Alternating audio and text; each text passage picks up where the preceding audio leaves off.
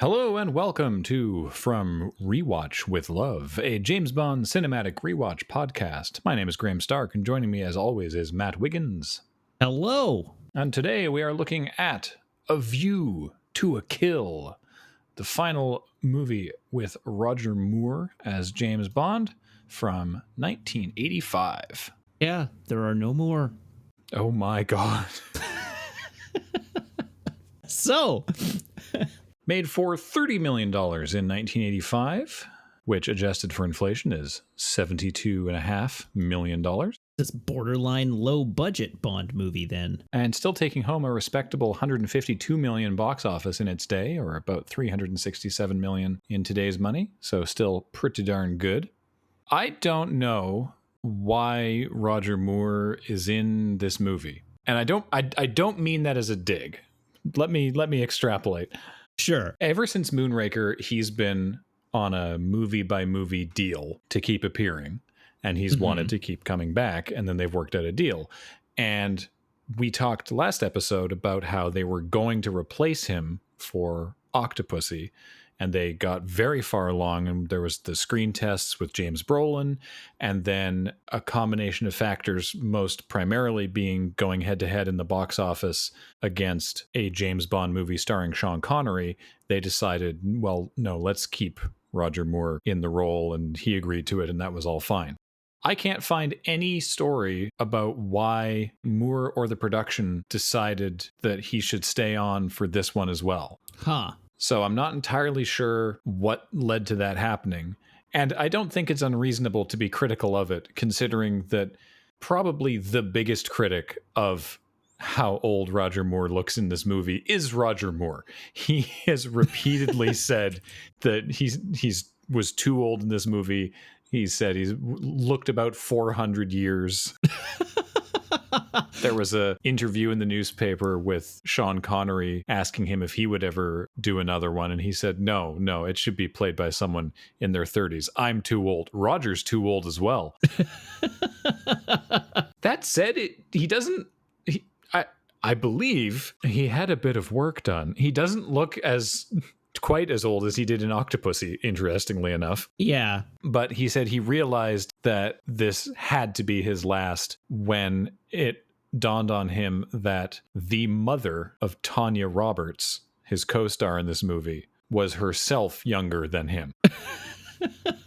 I mean, so like this is an ongoing problem with just Hollywood movies, right? Where like female leads are half the age of their co-stars. Oh yeah. This is not a James Bond thing. But like that absolutely has got to be, if not a wake-up call, like yeah. I'm glad that he thought about that and questioned it and has acknowledged that that is questionable.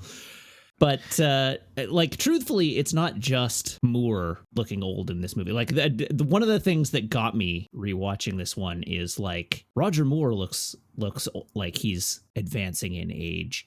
But the rest of the, like, supporting cast through MI6 also looks like they're advanced. Like, this is not a young people movie on the MI6 side, right? It's like James Bond and his ancient boss and Moneypenny looking like she's in her 60s. And I think the youngest guy is the CIA agent that Bond connects with in San Francisco.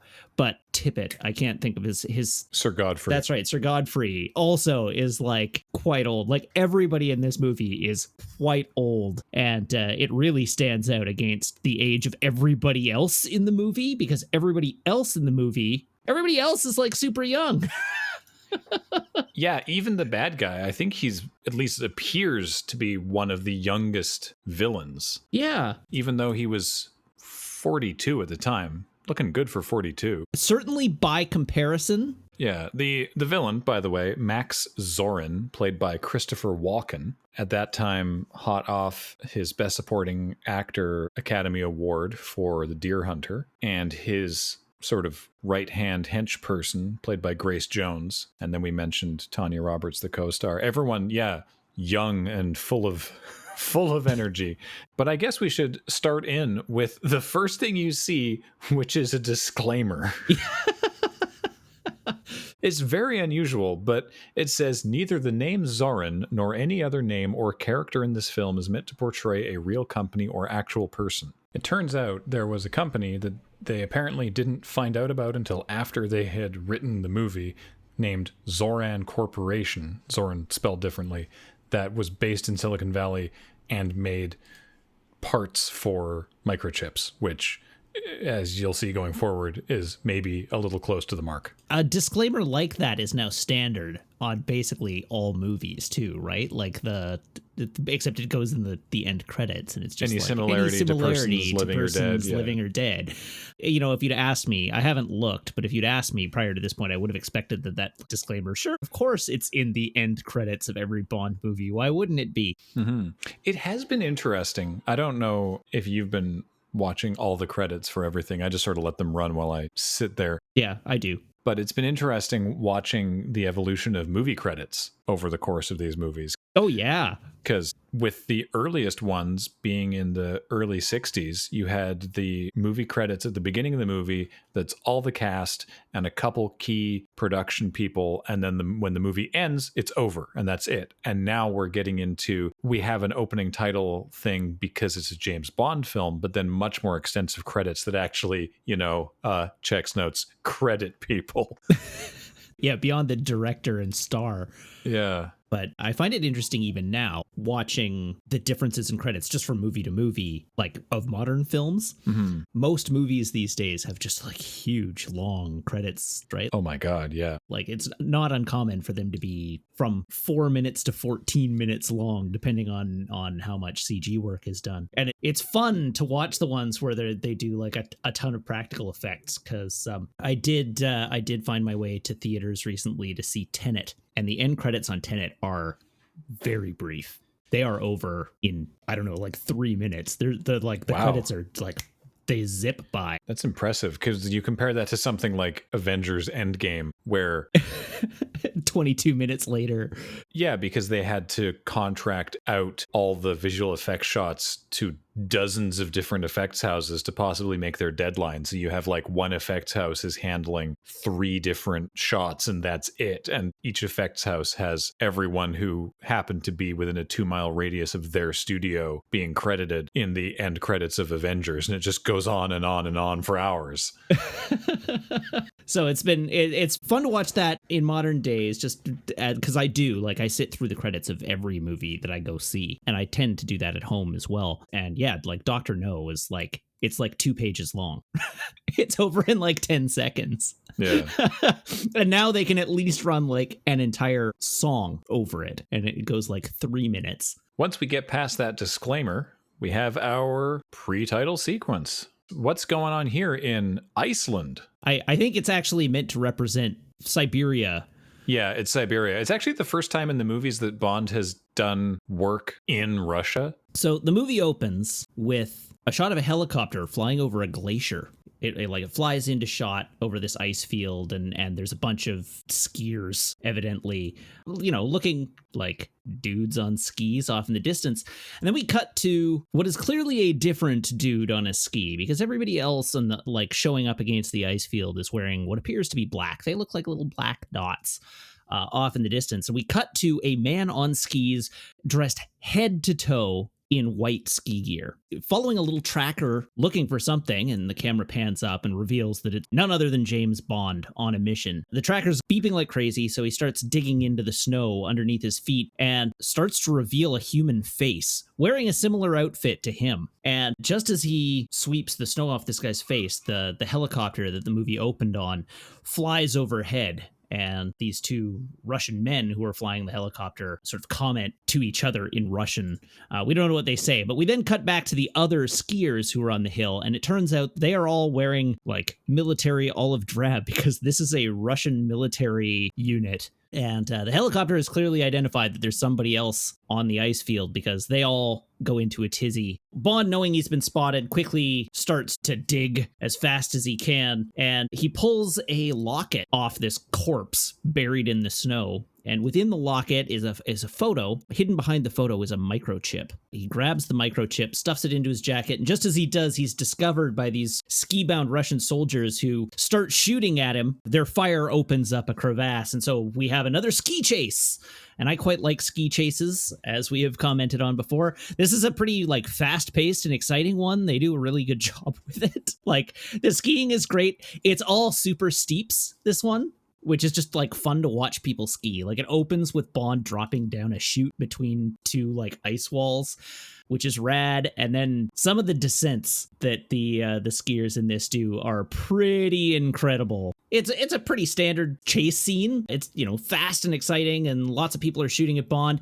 The big thing that happens is the helicopter flies back in, fires a rocket at Bond, which misses, but blows up his ski. Bond has to kick off his right ski, and he ends up skiing down the hill on a single ski. And realizing that he's not going to be able to keep this up, he has to come up with a new plan. So he digs a rope and a hook out of his backpack and skis up behind a guy on a snowmobile. And the guy, not realizing that he's been like grappling hooked to the ice floe, keeps driving his snowmobile, gets yanked off the back of it, leaving the snowmobile for Bond to commandeer. As he is continuing to snowmobile away, he gets attacked by the helicopter again, and the helicopter blows up the snowmobile. As Bond is knocked clear of the explosion, the like sled fin from the front of the snowmobile lands beside him. And then the whole tone of this opening sequence changes. As Bond puts it down, we see him begin snowboarding. He leaps into shot on a half-pipe jump, knocking over a couple of soldiers, and then begins to snowboard on this skid down the remainder of the mountain to the tunes of California Girls by the Beach Boys. Now, I am sure that you would not be able to name the stunt performer for this sequence. You're correct. His name is Tom Sims. Do you know what he is known for? Is he known for inventing snowboarding? Yes, he is.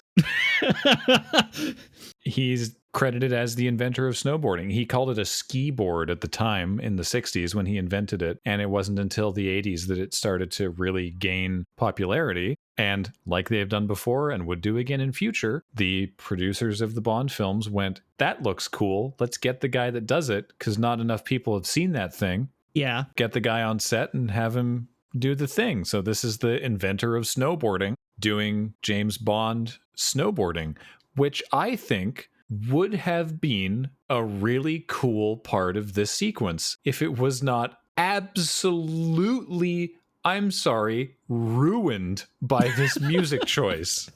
You want to know what's even worse about the music choice? Yes. It's not even the Beach Boys. It's a tribute band. Oh my God. I didn't realize that. What? Apparently, California Girls in this scene is performed by the tribute band Gidea Park. Oh my God. They couldn't even get the original. Apparently not. And what bugs me is it's just like, bam, California Girls starts playing because it looks kind of like surfing. Yeah. And it's like, ha ha ha, let's do a joke about that. And then a minute later, it just goes away. Yeah. You can smell the gears of the film as they shift. The transmission is about to fall out the bottom of this scene. Yeah. Like, I don't know. We've talked before about how, like, I have fond recollections of this film because this was, like, the first Bond movie that I ever saw. Mm-hmm. And when I was younger, I had actually pretty fond recollections of this scene because the joke for 14-year-old me of like, oh, it's like surfing. It's funny. The Bond movies are silly. But I am so with you. It obliterates the scene.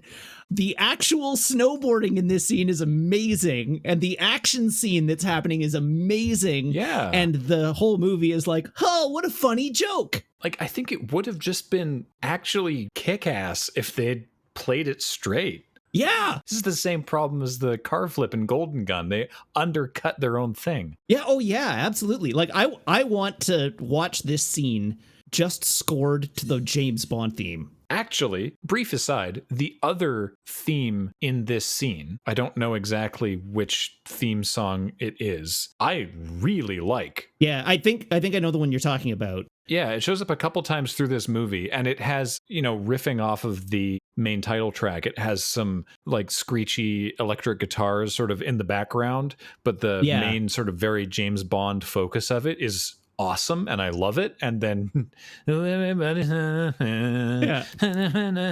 it's like, stop that, put it down. Yeah.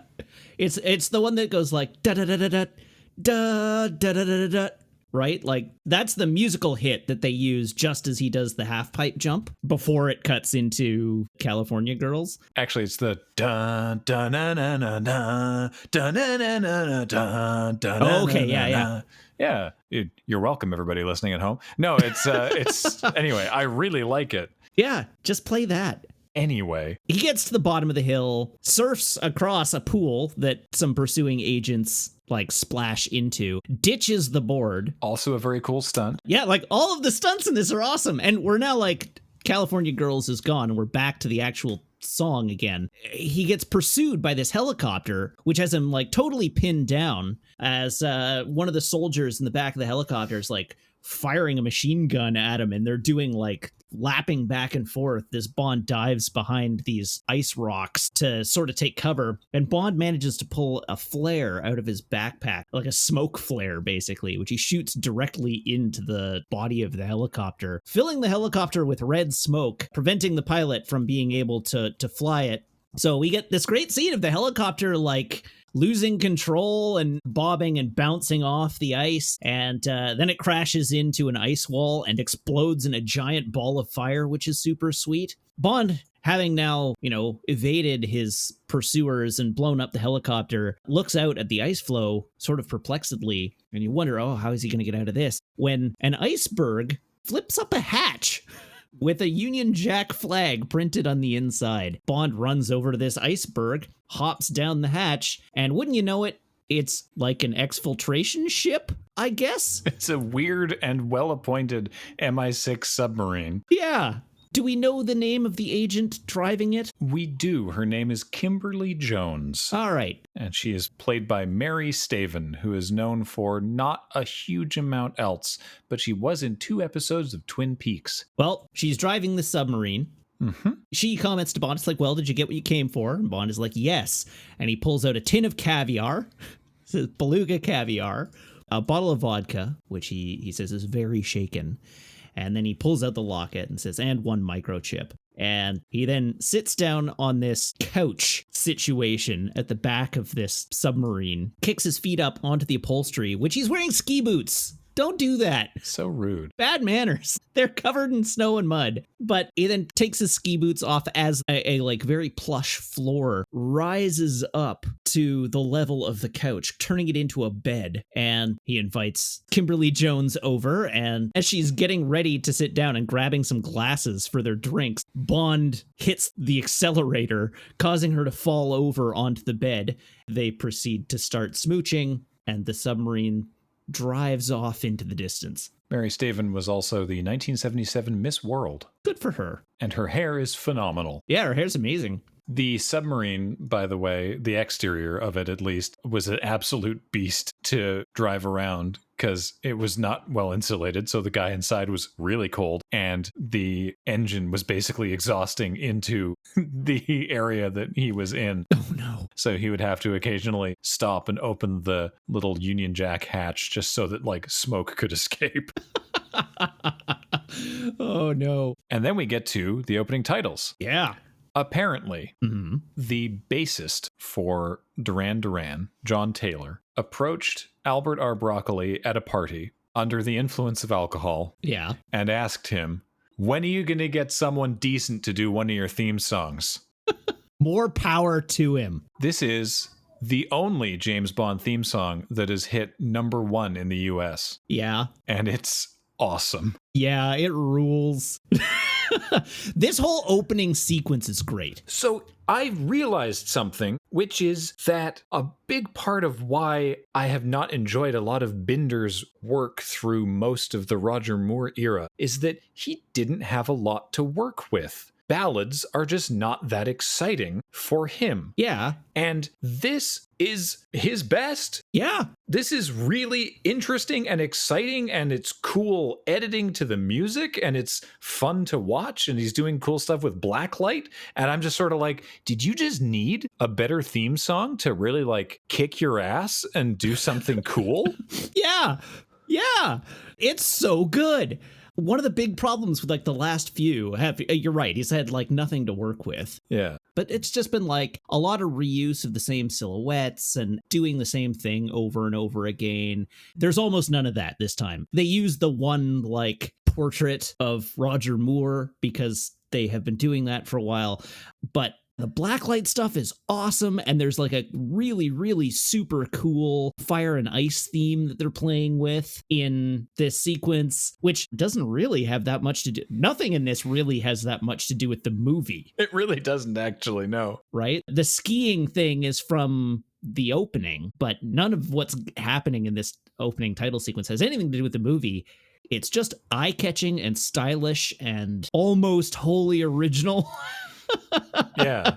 It's so refreshing. It really, really is. And the song slaps. The song is so good. Yeah, it's great. It's just, it's a fun, so this is the thing I was talking about an episode or two ago, that it's like a song by a band and it sounds like that band, but it also musically sounds James Bond. Yeah. Yeah. Absolutely. The only other thing I have to add is that the official music video for this song sucks.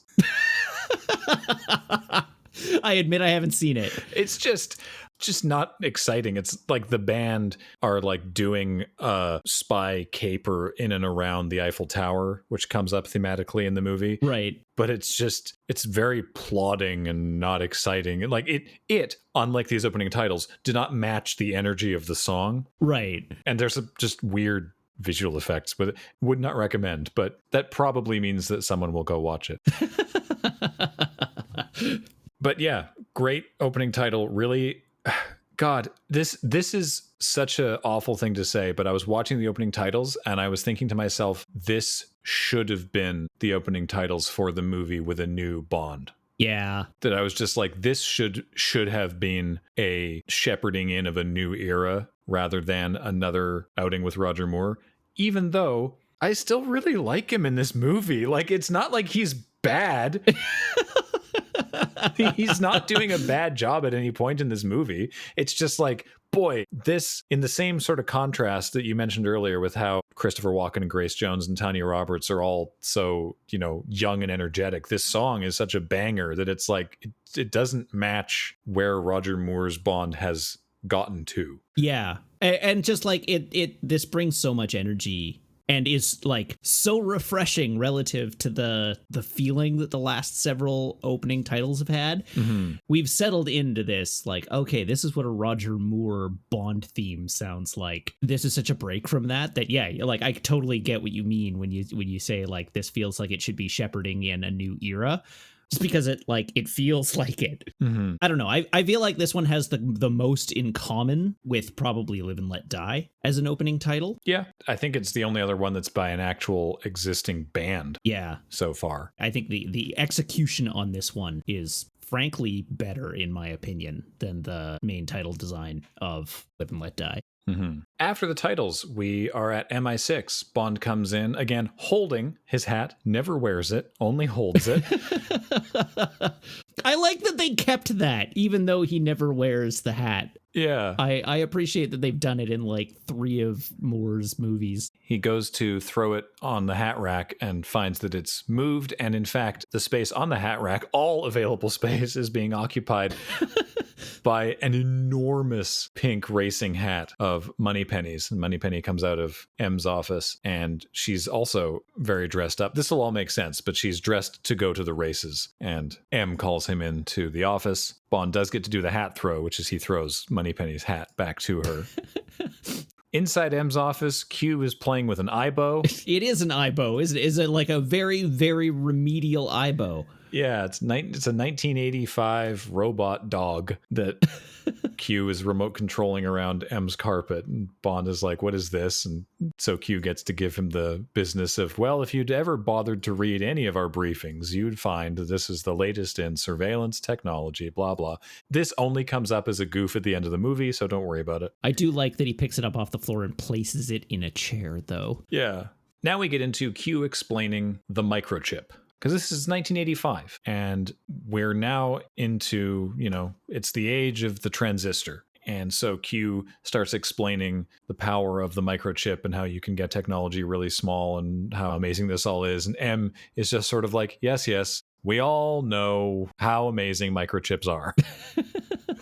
Which is great, because that gives Q an opportunity to fill in the audience while still acting like Q is being pedantic for no reason. Right. The microchip he is showing in particular is one being made by Zoran Industries. It is specifically a microchip that is impervious to EMP. So one of the things we get in this scene is that microchips, like the ones that run all of Britain's defense capabilities, are vulnerable to an electromagnetic pulse from a nuclear bomb. They mention it's like one nuke goes off in orbit above the UK and our entire electric net is wiped out and we would be completely defenseless. So we've contracted out the creation of a microchip to Zoran Industries that's impervious so that we can start upgrading all of the tech in the UK to prevent us from being hobbled by an EMP. What's funny is that is not the plot of this movie. That would become the plot of GoldenEye. But not actually the plot of this movie. The plot of this movie is far more ridiculous. Yeah, this is just the hook to get them interested in Zoran. And it gets them interested in Zoran specifically because the microchip that Bond located off the corpse of, we find out, 003 in Russia. 002? Is it 02? I thought it was 03. It doesn't matter. One of the 00s. It was a 00 agent. He died in the line of duty. Yeah. But the specific microchip that Bond found is a duplicate, like an unofficial duplicate. Like the Russians are building chips based on the design of Zoran's chip, and they should not be able to access that because it is being built on contract for the UK specifically. Evidently, there is some connection where the plans are being leaked out of Zoran Industries. The Russians are getting their hands on this microchip design somehow. And so this has turned their interest to Max Zorin himself to try and figure out how it is that the Russians are coming into possession of the chip. I think we also learn a little bit about Max Zorin in this meeting where, like, he's a staunch capitalist. He escaped from East Germany at a young age, like at the age of 9, and has been living in the West ever since. Super wealthy, has his fingers in dozens of different industries. Everybody is like, well, clearly he wouldn't be leaking to the Russians. He hates communism. What I like about Zoran as a character is not a new thing. I actually, thinking about it while I was watching this, I'm pretty sure that Hugo Drax, our old friend Droopy, is actually the first example of this in the Bond films, of a bad guy who is a known wealthy industrialist. Mm-hmm. The general public didn't know who Goldfinger was, but Drax was, I mean, let's not put too fine a point on it, the Elon Musk of his day. Right. Right. And there's obviously connections to, in this case, the Russians, but, this is not an evil government. This is not Spectre, the seedy underworld thing. This is a public figure. People know who Max Zorin is. He's a famous guy. And for today, for us here in 2020, the idea that someone like Elon Musk, or perhaps more accurately, Mark Zuckerberg, might use their powers for evil is a lot more of a relatable kind of plot line for a movie. Mm-hmm. So it's interesting to me that this is the direction that they start to go. This kind of thing of famous public figure, billionaire industrialist. Who are secretly just trying to, like, expand their grip on power. Yeah. Using their wealth to take advantage of whatever alliance without any regard for who's going to get hurt in the process. It's compelling. So M tells Bond that he's got to get dressed because he's completely underdressed. Bond looks a little confused because he's wearing a suit. And he's like, what? And then we cut to the racetrack. Ascot racetrack. Yes, which was not operational at the time. This is all set up for the movie. Huh. And so we get this entertaining shot of Q and Moneypenny, who I guess are just tagging along for fun, watching the horse race through binoculars as we pan over and Bond and M are facing away from the track with binoculars, watching Zoran, who is watching from the owner's box, because of course he owns a horse in this race. He literally has a horse in this race. Uh-huh. Thankfully, thus far, no Bond villain has literally had a dog in the fight, but this guy does have a horse in the race. And he's standing up in the owner's box with his bodyguard, Mayday, played by Grace Jones. In a very striking red outfit. Everything about Grace Jones is striking. Oh, yeah. To me, Grace Jones does what the Spectre assassin in Never Say Never Again was going for, but like 10 times more and way better. Oh, yeah. Straight up, Grace Jones is the highlight of this film. Oh, yeah. She is the henchman of the movie and borderline steals every scene she's in. Always striking, always mysterious, always like depicted as being, potentially superhumanly strong, or at least so determined to do everything that she is able to muster incredible strength. Just absolutely incredible in this movie. Mm-hmm. She's the first thing I think about when I think about this film. Oh, yeah. So credit to Grace Jones for being probably the best part of this entire movie. Ordinarily, I go into here's other things that this actor has been in, but that is underselling the being that is Grace Jones, whose Wikipedia entry starts with Grace Beverly Jones as a Jamaican model, singer, songwriter, record producer, and actress, and also continues just basically extolling how much of an inspiration she has been stylistically to so many people. Oh, yeah. One cannot really explain Grace Jones, but what a great choice to play the heavy in a Bond film. Absolutely. So they watch with interest as the horse race continues, and in the last furlong, Zoran's horse just kicks it into high gear and takes the lead from behind, much to the dismay of Sir Godfrey Tibbett, who is watching on and is then approached by M and Bond and Moneypenny and Q to ask him about it. Sir Godfrey Tibbett is a horse trainer who is basically sort of MI6's, like he works with MI6. He knows some amount of, the spy game. And this is where we get sadly, this is one of the other shots I always think of when I think of this movie, is this shot of M, Tibbett, Q, Bond, and Moneypenny, all of them well into their 50s at the racetrack. It's just like, James Bond. Yeah. It's not a great image. It doesn't help that they're all frowning. So they all look cranky in this shot. Yeah. Like, oh no, the boomers are restless. I am happy to see Patrick Macnee, though. So Sir Godfrey Tibbett is played by Patrick Macnee, who played John Steed on The Avengers. Oh, of course. Yeah, we've talked about Honor Blackman, who was on The Avengers with Patrick Macnee. We've talked about Diana Rigg, who at time of recording just passed away this past week. Very sad about that. Yeah. Who was on The Avengers for many years. But Patrick Macnee was on The Avengers the whole time. We have mentioned almost all of his co-stars on that show.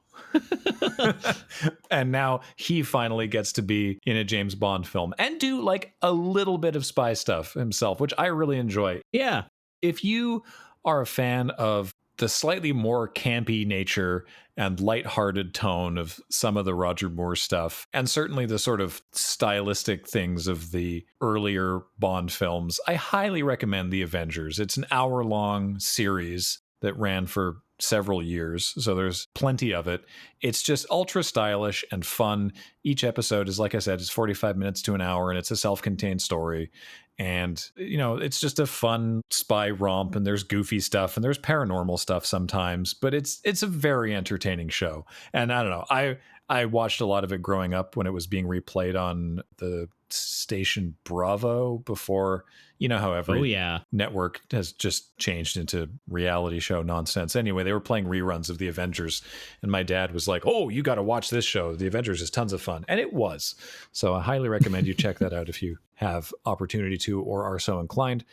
So here's Patrick McNee, and he's like, there's something up with that horse. Yeah, I think he specifically says, I've like never, ever seen a horse like produce that kind of speed that late in a race. The other thing we learn here is that Zoran's horse is not even like a thoroughbred, right? Like it is from it. It's like an inferior bloodline and should not be a notable horse based on its breeding, and is just blowing up races. And it's also getting very anxious and spooked in the winner's circle until Mayday, by her physical strength and sheer death stare presence, manages to contain this horse. So Bond decides that he's going to look into Zoran a little bit more because they have a contact in Paris who has been basically keeping tabs on him.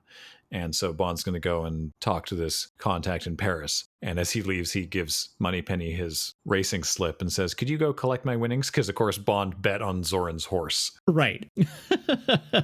And so then we cut to Paris. Yeah, the Eiffel Tower is a real exterior that they actually used in this movie. The interior of the Eiffel Tower restaurant is a set. It's a phenomenal set. The restaurant is real. They just couldn't film in it. I imagine it looks a little different than this, but it's pretty great. Right. And Bond is there talking to this. To be fair, this whole scene, the fact that they're in Paris at all is like, why does Bond have to go all the way to Paris just to talk to this guy and then never go back to Paris again? It's a little unusual, but you know. So before we proceed, do you know the name of this character? Oh God, it's Detective Aubergine, which is apparently a joke on Poirot. Oh, he does look a little like a Poirot-esque kind of character. Yeah, and that's the idea. He's this movie's Poirot, and so like I don't know why we're in France, because I think is Poirot Belgian? Yeah, one of his best lines he ever had from the old show was someone called him a horrid little Frenchman. He said something to the effect of, "Excuse me, I am a horrid little Belgian." Something like that. I'm paraphrasing. Yeah. It's been ages. Yeah, he is Achille Aubergine. Yeah. He has been investigating Zoran's racing because they suspected him of cheating.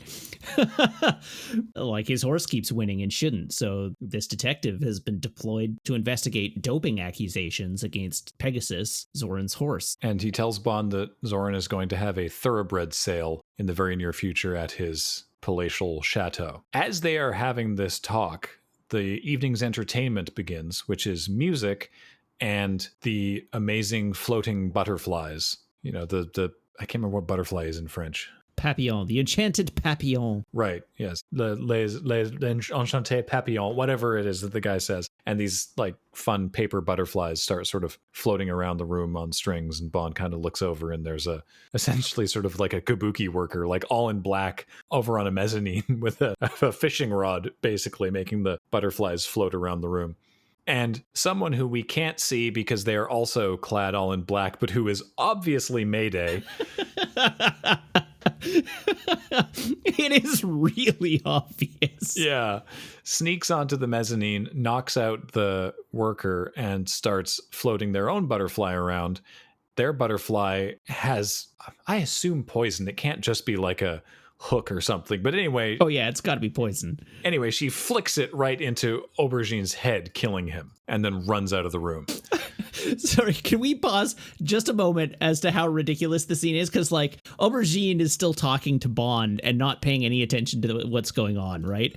Meanwhile, Mayday is, like, whipping this butterfly around the room. Like, it cuts across stage and the performer is like, wow, what was that all about? And, like, people are ducking out of the way. Like, this butterfly is flying erratically around the room before it hits him in the face. Yeah. And it's just like, the scene is very funny because Bond has sort of figured out that something's up, but like the butterfly just whipping around the room is a great image. It's really very silly. Mm-hmm. Mayday takes off, Bond pursues, and now we have a chase with guns and everything running up the Eiffel Tower. It's a super fun chase. Mayday gets Bond caught in the fishing line at one point, and then eventually someone who is obviously not Mayday shuffles out onto the edge of the tower at the very top and jumps because she has a parachute. And it's this amazing footage of someone actually parachuting off the Eiffel Tower. And holy crap, what a pain in the ass this was for the production team. No doubt. To even get to the point of being able to shoot it, they said that they had to like go to a meeting with like representatives from so many different departments and different police branches, and you know, because it's like the city of Paris, and then also the Eiffel Tower has its own security, and then the like French historic sites, and just like so many different places, and they had to get everyone on board, and eventually they were like, yes, we will allow you to film on the Eiffel Tower and film someone jump off it. And then 2 days beforehand, some random unrelated base jumpers jumped off the Eiffel Tower. Oh no. And so they were like, oh, that must be because word got out of what you're doing. We're pulling your approvals. And they had to then talk them back down and be like, we can't possibly have been us. Nobody leaked it. It's just a random thing. It's not gonna, it's please, I promise we're gonna do it safely. And then they did it. It was stunt person BJ Worth, who also was the stunt diver for the airplane captain at the beginning of Moonraker and did some of the work in Octopussy when they were outside the plane. So he did the stunt, did the jump, worked fine. This was after, because this is kind of scary, because it's like base jumping is not as popular, and it's making sure that you're going to have the chute open in enough time to actually stop you in a useful way. Right. I think he said he did like 50 jumps or something off a hot air balloon at the right height to make sure that he knew that when he heard the air whistling past his ear at just the right frequency, that was when to pull the chute. Wow. He said his wife made him do it 10 times perfectly before she would let him do it on the Eiffel Tower for real. And so they're all there, did it, worked fine, got it in one, and Cubby was like, perfect, no worries. And everyone said, are we done? Because we have the backup stunt performer here. We can do another take right now. And Cubby was like, let's not push it. Let's not make the French too mad at us, because we need to keep filming other scenes on the Eiffel Tower. So let's just stop it there. The other stunt diver was a little annoyed that he didn't get to jump off the Eiffel Tower. I don't know how they got him back for the DVD to talk about this, but he decided that he and another member of the stunt team, not BJ Worth or anyone who was high up on the team, would sneak up there at 6 a.m. the next morning and do the jump themselves, not realizing that the primary photography unit would be on the tower setting up for that day's filming with Roger Moore and Grace Jones running up the tower. So they're setting up cameras and everything as the sun's coming up, and then woof, go by the stunt people who've jumped off the tower without telling anyone or clearing it. Yeah. So shocking no one, they were fired on the spot. And yeah, it's weird because he's doing this interview on the DVD and he's like, yeah, and it's been really hard to find work. No kidding. He said like friends of his in the stunt business are like, call him up and be like, hey man, thanks for jumping off the Eiffel Tower that one time. I just got this great gig over here. So like, cool, congrats. I guess you jumped off the Eiffel Tower. You can put that feather in your cap, but boy, what an idiot. Yeah. Seeing where she is going, Bond jumps on top of the elevator that is heading down to ground level. While Mayday is still descending, he runs over and tries to hail a cab. Hilariously, the French man who owns the cab is rude. And drinking wine. The cab driver is in the middle of a sip of his glass of red wine when Bond grabs him by the collar and heaves him out. Anglo-French relations may never truly heal. So Bond takes the cab, tears off down the stairs, chasing after Mayday. Very cool stunt with him going off a ramp, flying through the air, landing on top of a bus, and then falling back down. Very, very cool stunt. There are so many good stunts in this sequence. Like you said, he goes down the ramp. You kind of undersold him going down the ramp because he drives backwards down a staircase to a landing, spins the car, and then goes forward down the second set of stairs, then jumps it over a bus. Then drives into a barricade gate that somehow takes the entire top off the car. So now he's driving this Renault with no roof. As he's driving the wrong way up a one-way street, a car clips the back of his vehicle that even more inexplicably takes the entire back of the car off. And so now this front-engined, front-wheel drive Renault is driving around with a hood, two wheels, two seats, and nothing behind, just dragging the middle of the chassis along the road. Mayday lands on top of a barge that is hosting a wedding. Bond drives the car up to a bridge, jumps down onto the barge as well, goes right through the roof of it, lands on the wedding cake, and just before he is summarily hauled off by the incredibly angry groom and chef, he sees Mayday jump off the top of the barge into a small speedboat being driven by Zoran, who cackles as they drive away. My two favorite things in the boat are, you can just faintly hear it in the soundtrack, but the music they're playing on the boat is a jazzy, like, big band version of View to a Kill. Yes, I did notice that. After Bond falls through the roof and lands on the cake, he stands back up and hands a now smashed tier of the cake to the bride before proceeding through the wedding party. It is very good. Brief scene in a car with M dressing Bond down for, everything that he just did in the previous scene. Bond explains about the thoroughbred sale that Zoran is hosting and figures that he ought to be there. And so he will go there with Tibbet as his sort of cover. I mean, Tibbet is going to be pretending to be his personal valet and driver, but practically he's there so that he can give Bond the horse knowledge. Yes, the legendary horse knowledge. Because I guess among the few things that James Bond does not know about is horses. So we cut, I do like this cut, by the way, because they're in a car. We get an exterior shot of them driving around Paris in a car, and then we cut to inside a car, and then we cut to outside a different car as the scene transition, as the shot then opens wide and we see Zoran's amazing palatial chateau. This is all filmed at Chateau Chantilly, which does indeed have amazing horse stables. I want to comment that I love Bond's suit in this scene. The, like, mid-gray wool suit with the white shirt and the plaid tie. Ugh, it's very pretty. I like it. It's a good suit. Bond's cover here is he is playing a wealthy person. I don't know what else to call him. He's playing a wealthy person. He's just playing like random landed gentry, basically. Basically, yeah. He's come into some stables is actually his cover story. He had a distant relative or an aunt or something die, and he has recently come into ownership of some stables, and as a consequence has decided to start dabbling in horses with the intent of breeding.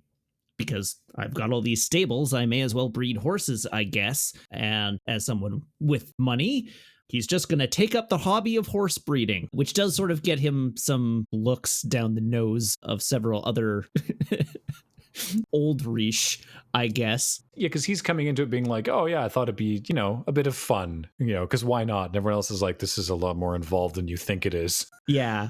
He gets introduced a couple of times over the course of this scene. His first introduction is like, Mr. St. John Smith. And he's like, yes, St. John Smythe. St. John Smythe. This is an incredibly aristocratic bullshit English name. It is spelt St. John and pronounced St. John. Right. And it's, the poor character who is having to read that is one of Zoran's sort of lower tier hench people. Right. This is Pan Ho, played by Papillon Su, whose other main role that she's known from is the hooker in Da Nang in Full Metal Jacket. Yes, I'm not going to repeat it. I don't know that her career ever recovered from this because she hasn't been in a lot of stuff, but it's boy, is it an iconic moment in cinema.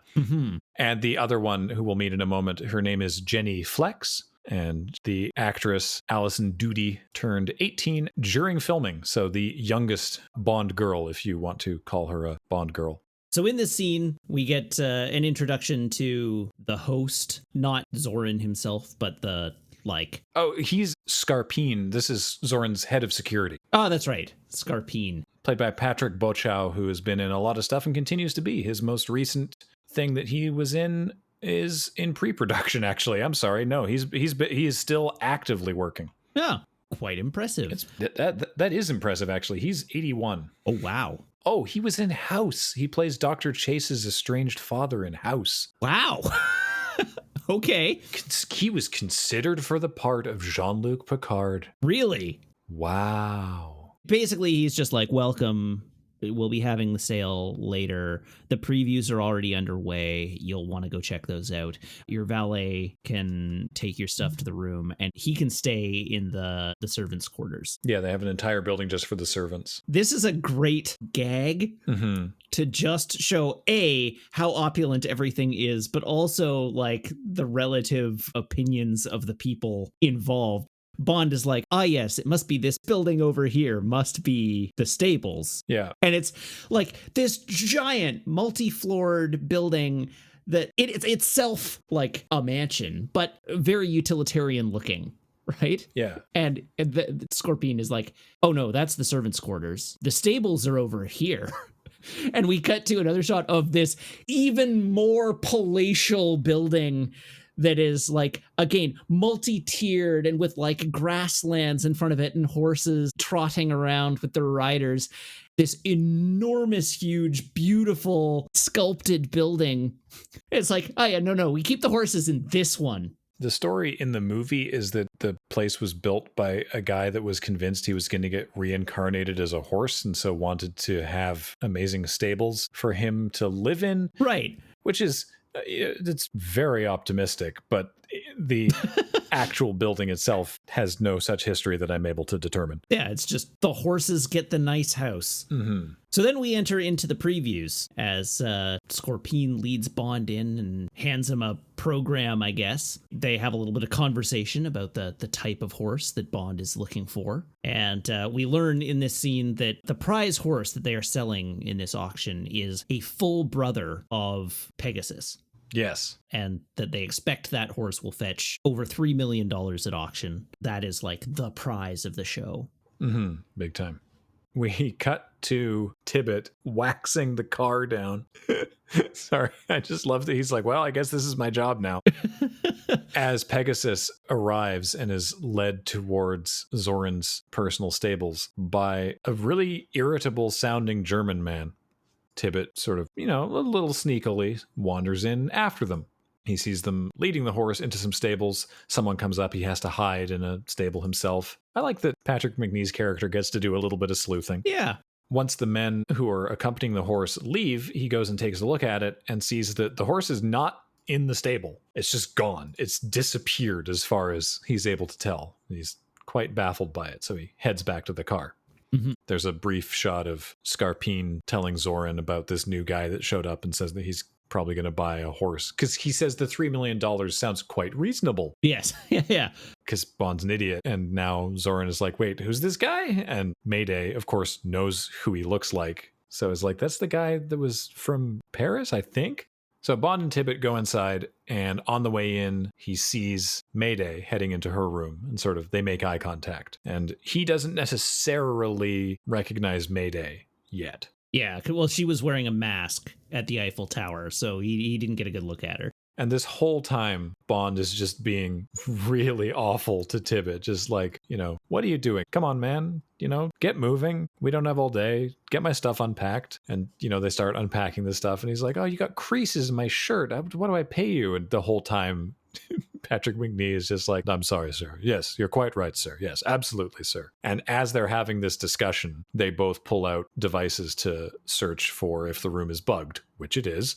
So then it's very similar to Live and Let Die, what Dr. Kananga did. They put down a tape recorder that's just a recording of Bond dressing down Tibbet, and they hit play and put it down beside the listening device, go out on the balcony so they can talk.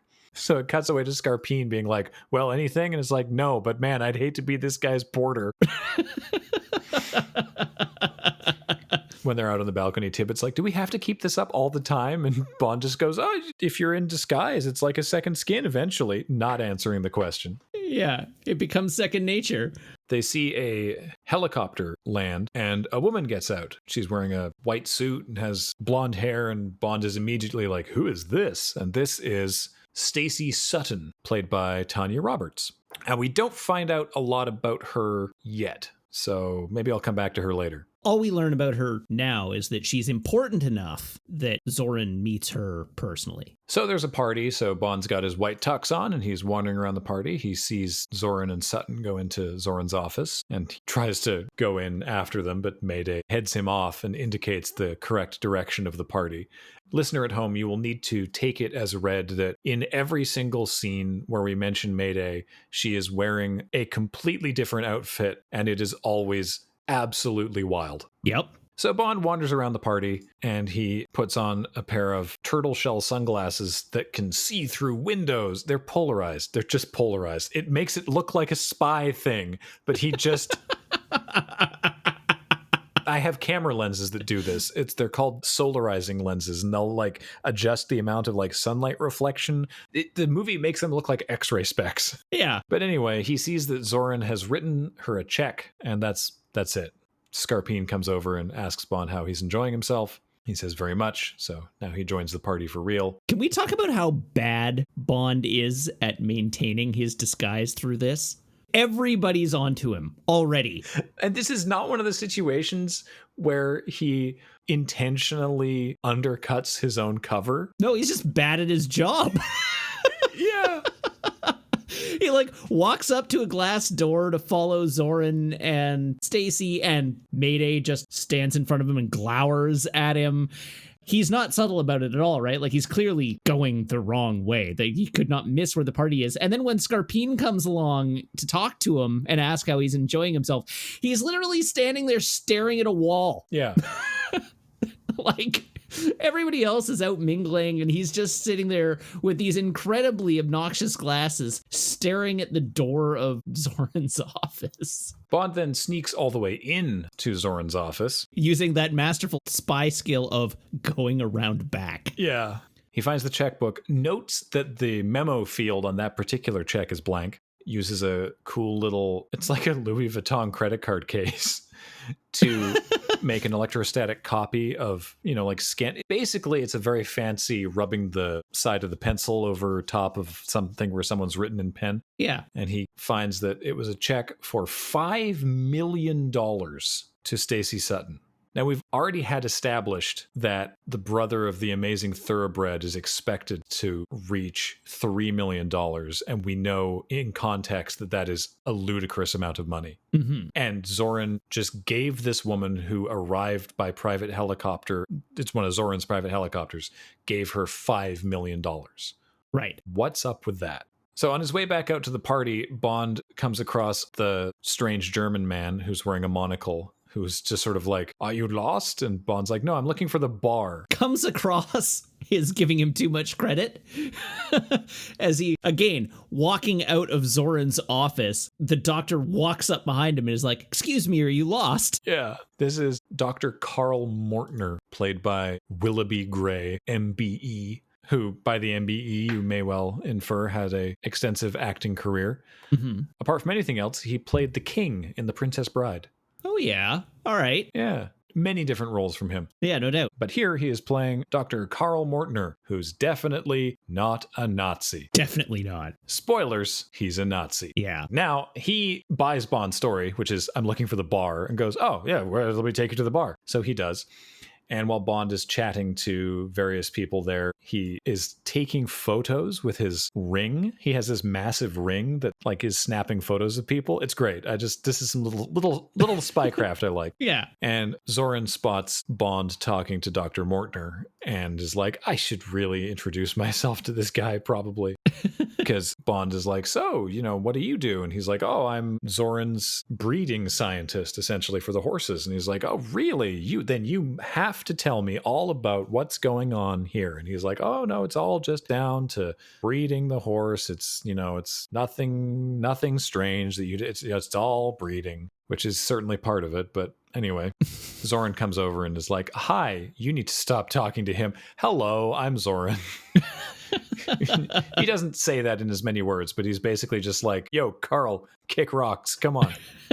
And so this is where Bond lets on that he knows a little more than he pretends to. the way it goes is they're talking about horses and Bond's plan for buying a horse and like all that jazz. And then Bond says, you're a fellow sportsman. What other sports do you enjoy? Perhaps a little fishing? And he makes a like fishing rod flick motion, which Zoran then immediately picks up on and is like, oh, I need to excuse myself from this conversation right the hell now. Yeah, fly fishing. Yeah. So Bond then just picks up a bottle of champagne and 2 glasses from the bar and wanders over to where Stacey Sutton is standing on a bridge overlooking the lake.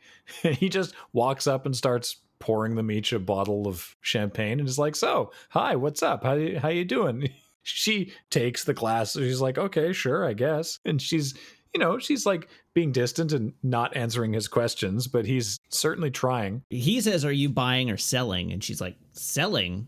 No, I'm not interested in horses. Then we cut over to Zoran, who's watching them from afar. And he's like, keep an eye on that dude. Oh, no. It's way better. He just says, get him away from her. Oh, yeah. So you say Christopher Walken and you have an image in your mind, Certainly, since he started appearing regularly on Saturday Night Live, Christopher Walken has, in many of his roles, become somewhat of a self-caricature. Mm-hmm. He's not that in this, but the unmistakably Walken-esque quirkiness that he does bring to this role is so good. Oh, yeah. Like the little moments that are so undeniably Christopher Walken are just terrific as a Bond villain. Just the weird little tics and the slightly unusual speech patterns. It's quite understated compared to what you think of when you think of like, oh, Christopher Walken, right. I got a fever, I need more cowbell, like that sort of thing. It's not his character in The Rundown.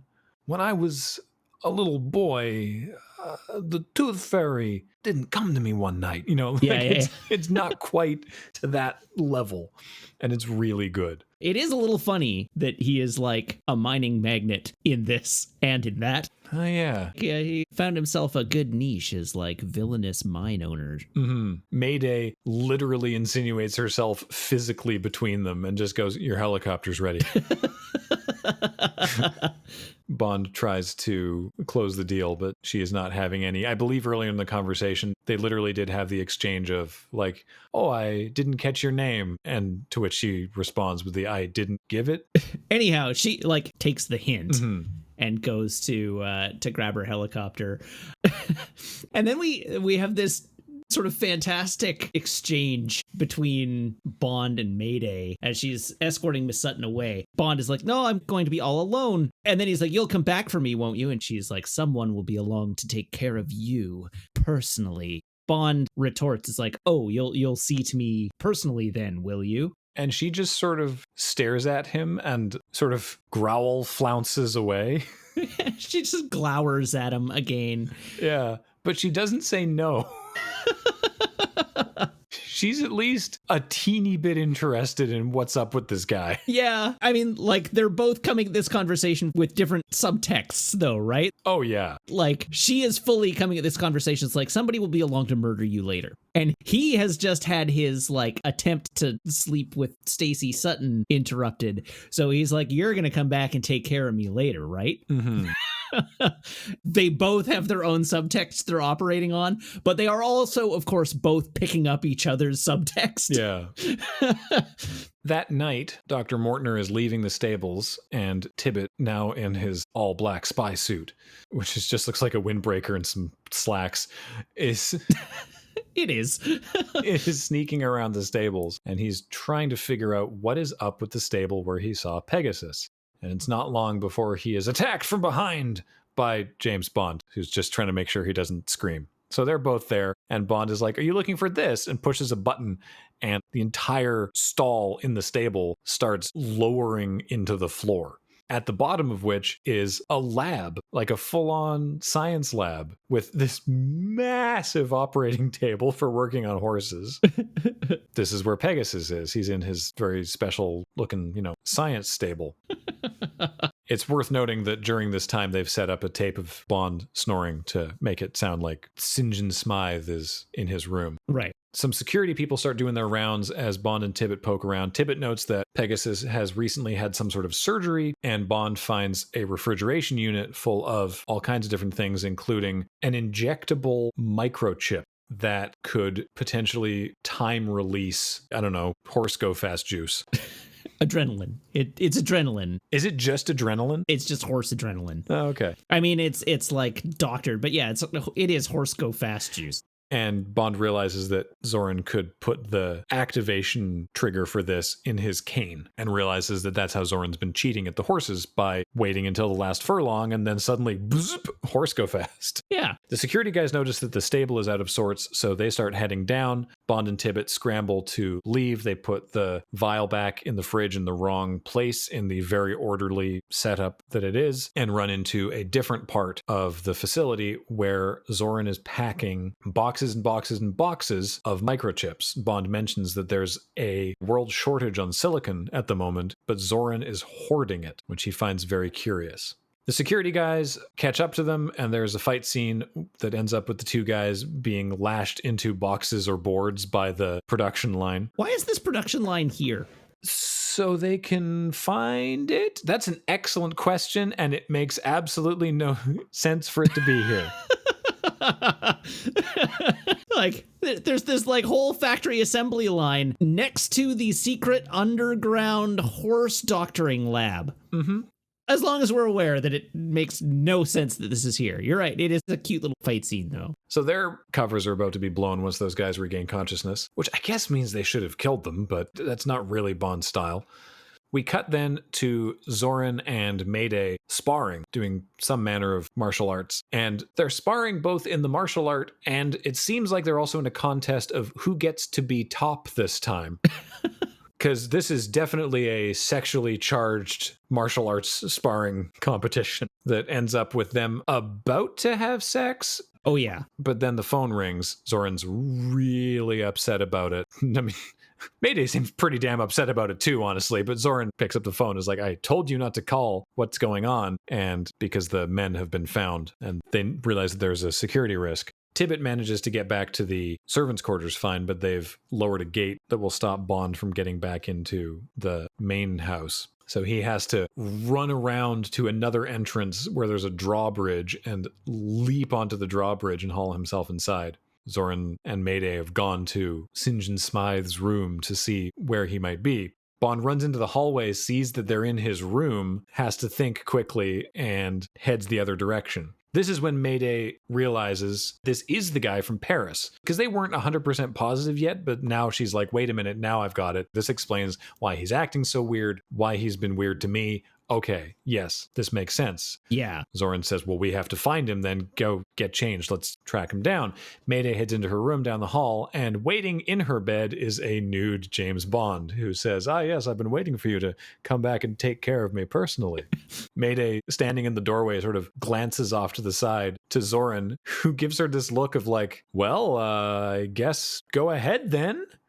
This works. It's not clear if they buy that that's why he's not in his room, because they still string him along under his cover for a little longer. So it's not clear necessarily whether they're like, oh, that explains where St. John Smythe was. He's just horny for Mayday. Or whether he's like, great, this will give you an awesome opportunity to make sure that he doesn't get up to any more shenanigans tonight. It is definitely the second one.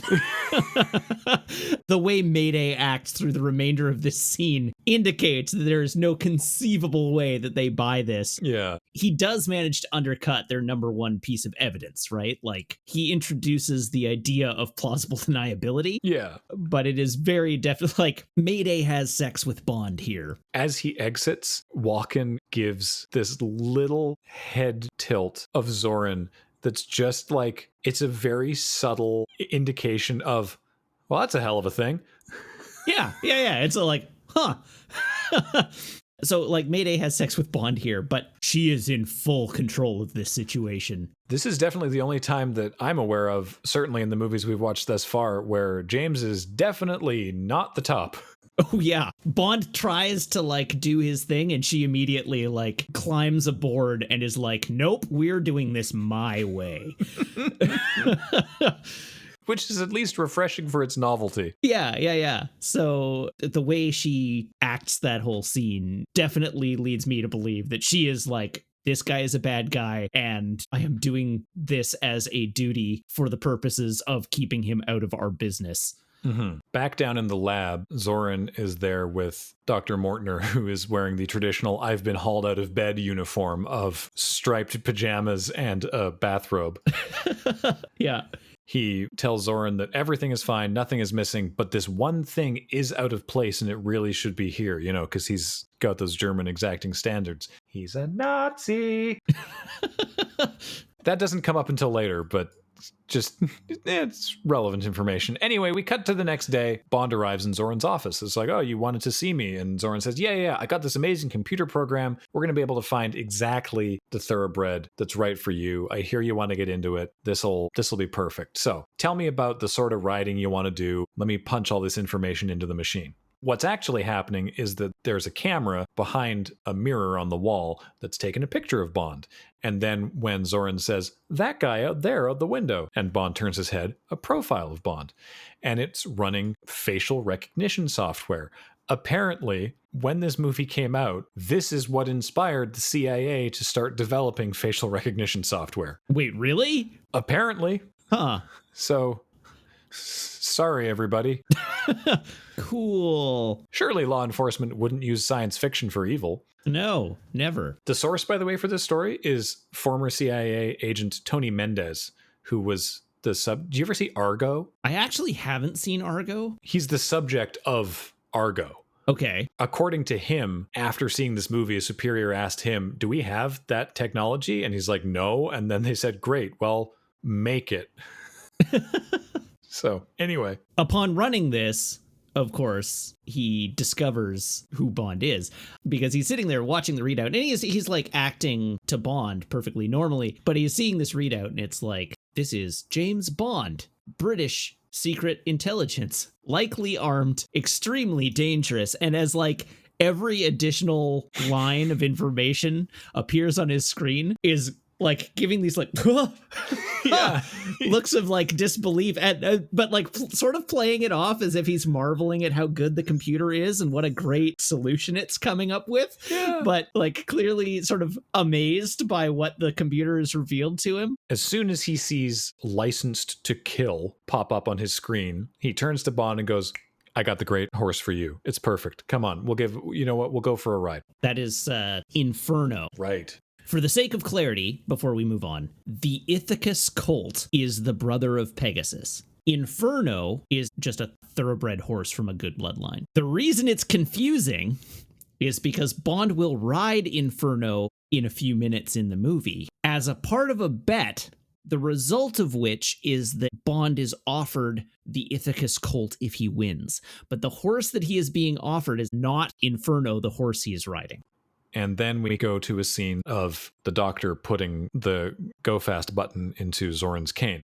Bond tells Tibbet he's got to go to town, get a message out to M. Tibbet, who's just finished cleaning the car, says, well, what should my excuse be for going into town? And Bond says, well, you need to get the car washed. So Tibbet looks glum and flings the bucket of dirty water all over the car. Tibbet meets Mayday at the gate and says, well, I got to go into town to clean the car. And Mayday just stands there, so Tibbet gets out to open the gate himself. And when he turns around, Mayday's gone, because she's in the car now. And in fact, they head to a car wash. Tibbet notices that Jenny Flex and Pan Ho are also at the gas station at the same time, which seems weird. So he's playing along and getting the car washed. And then in the middle of the car wash, we see the silhouette of Mayday get up from the back seat and strangle Tibbet. That's such a great shot. It is good. That little sequence of him like going through the car wash and all the brushes going and the water splashing across the windshield. And you just see this shadow. I'm like, no, Patrick McNee. Ugh. Also, It's funny because Patrick Macnee does the narration for all of the Inside 007 documentaries that are on the DVDs. Oh, But then he doesn't narrate this one. And I was like, oh no, what? Like, they killed his character and his narrator. But I think it's because he's also in it and it would be confusing. I don't know. We'll find out next time, I guess. So at the racetrack, Bond is on Inferno, who's a little bit sprightly, and Zoran says that they're going to run a steeplechase with Zoran and Bond and a whole bunch of other dudes that just look like Zoran's goons on horses. they've all got like scars on their faces, and they're all like big hulking dudes. Yeah. So Zoran says, well, here you go. I'll make you a deal. If you can run this steeplechase without screwing up and falling off the horse or going off the track, we'll give you the colt. And I don't know what Bond is putting on the line. He doesn't offer anything. Bond is wise to what's going on here, right? Because like the goons have pulled up, and Bond is like, sort of looks around, and then he's like, and what if I'm thrown? Zoran just says, well, then you lose. To which Bond replies, you leave me little choice. Yeah. And it's not just that. It's not just that Bond, as we know, is not necessarily a horse guy. It's that as they go around the track, Zoran gets to each obstacle first, and as soon as he passes the obstacle, one of his goons alters it to make the obstacle harder for Bond to surmount. In fact, most of Zoran's goons fall victim to this. Yes. Things like making the obstacles higher or making the pool longer to jump over. But Bond is on a very good horse, which is why then the goons on horses surround him and started just beating the crap out of him while he's on the horse. It's like, this is an incredibly convoluted way to kill a man, but all right. So he actually does manage to get ahead of Zoran for a length of the race. And that ultimately leads to them like pulling off the course, and it turns into like an actual chase. Basically what happens is like he does get a hold of Zoran. So Zoran uses his button in his cane to cause Inferno to go wild. Mm-hmm. And Inferno does go wild and leaps the boundary of the racetrack and runs off into the forest. Then Zoran takes off in chase after him, along with all of his goons. Bond races into the forest until he sees a car, and it looks like it's Tippett's car. As he pulls up alongside it, he realizes it's the Rolls. So he leaps off Inferno and grabs onto the side of the car and tells Tippett, floor it, we got to get out of here. They're onto us. Only to look in and see that it's Mayday driving, holding a gun pointed in his direction. He looks in the back and sees Tippett with his eyes closed, slumped against the back of the car. The car comes to a stop. Bond immediately goes to check Tippett's pulse as the various goons and Zoran catch up to him and sort of swarm around him. And he finds himself captured. He says rather threateningly that killing Tippett was a mistake, but Zoran doesn't seem particularly concerned by that as they knock Bond out, put him in the back of the car, drive the Rolls-Royce to a lake and push it into the lake where it sinks. The Rolls-Royce in most of the shots was Cubby Broccoli's actual Rolls-Royce. Presumably not the one that went into the drink. But not the one that they sank, no. Once underwater, Bond regains consciousness, and there's a very cool, if physically impossible, shot looking up through the water where he sees Zoran and Mayday standing at the edge of the lake. And so he stays underwater by breathing air from the tire. He takes the cap off the thing and hits the tire gauge so that he can, sort of like suck air in that's coming out of the tire. For what it's worth, Mythbusters tested this, and it's not possible. No? No. Aw. Just doesn't work. That's disappointing. Yeah, it is. It seems like it should. It's completely believable, which is why it's great. Huh. He stays under for long enough that it's convincing, and they leave. Then we go to a scene at the racetrack where Zoran is watching some of his horses. It's empty. It's not a race day, and Zoran's the only one there, except that he's then approached by General Gogol, which is a surprise to see our friend the General here. Mm-hmm. The upshot of this scene is that Zoran is a KGB agent, or at least Gogol thinks Zoran is a KGB agent.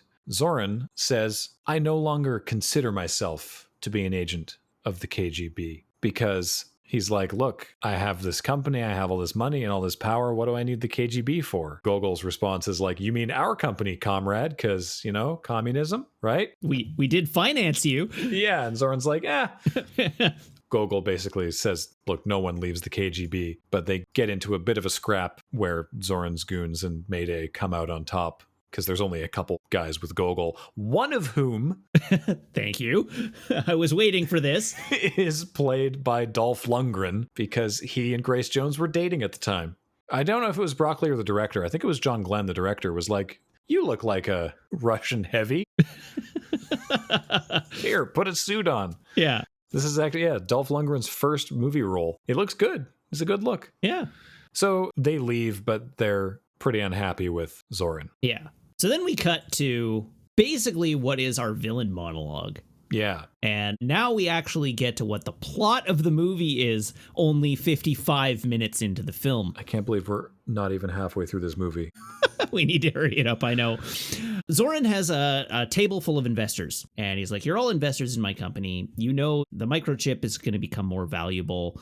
So here's the deal. I have a plan to make you all fabulously rich. We're going to corner the market on microchip manufacture. The deal is each of you is going to give me $10 million.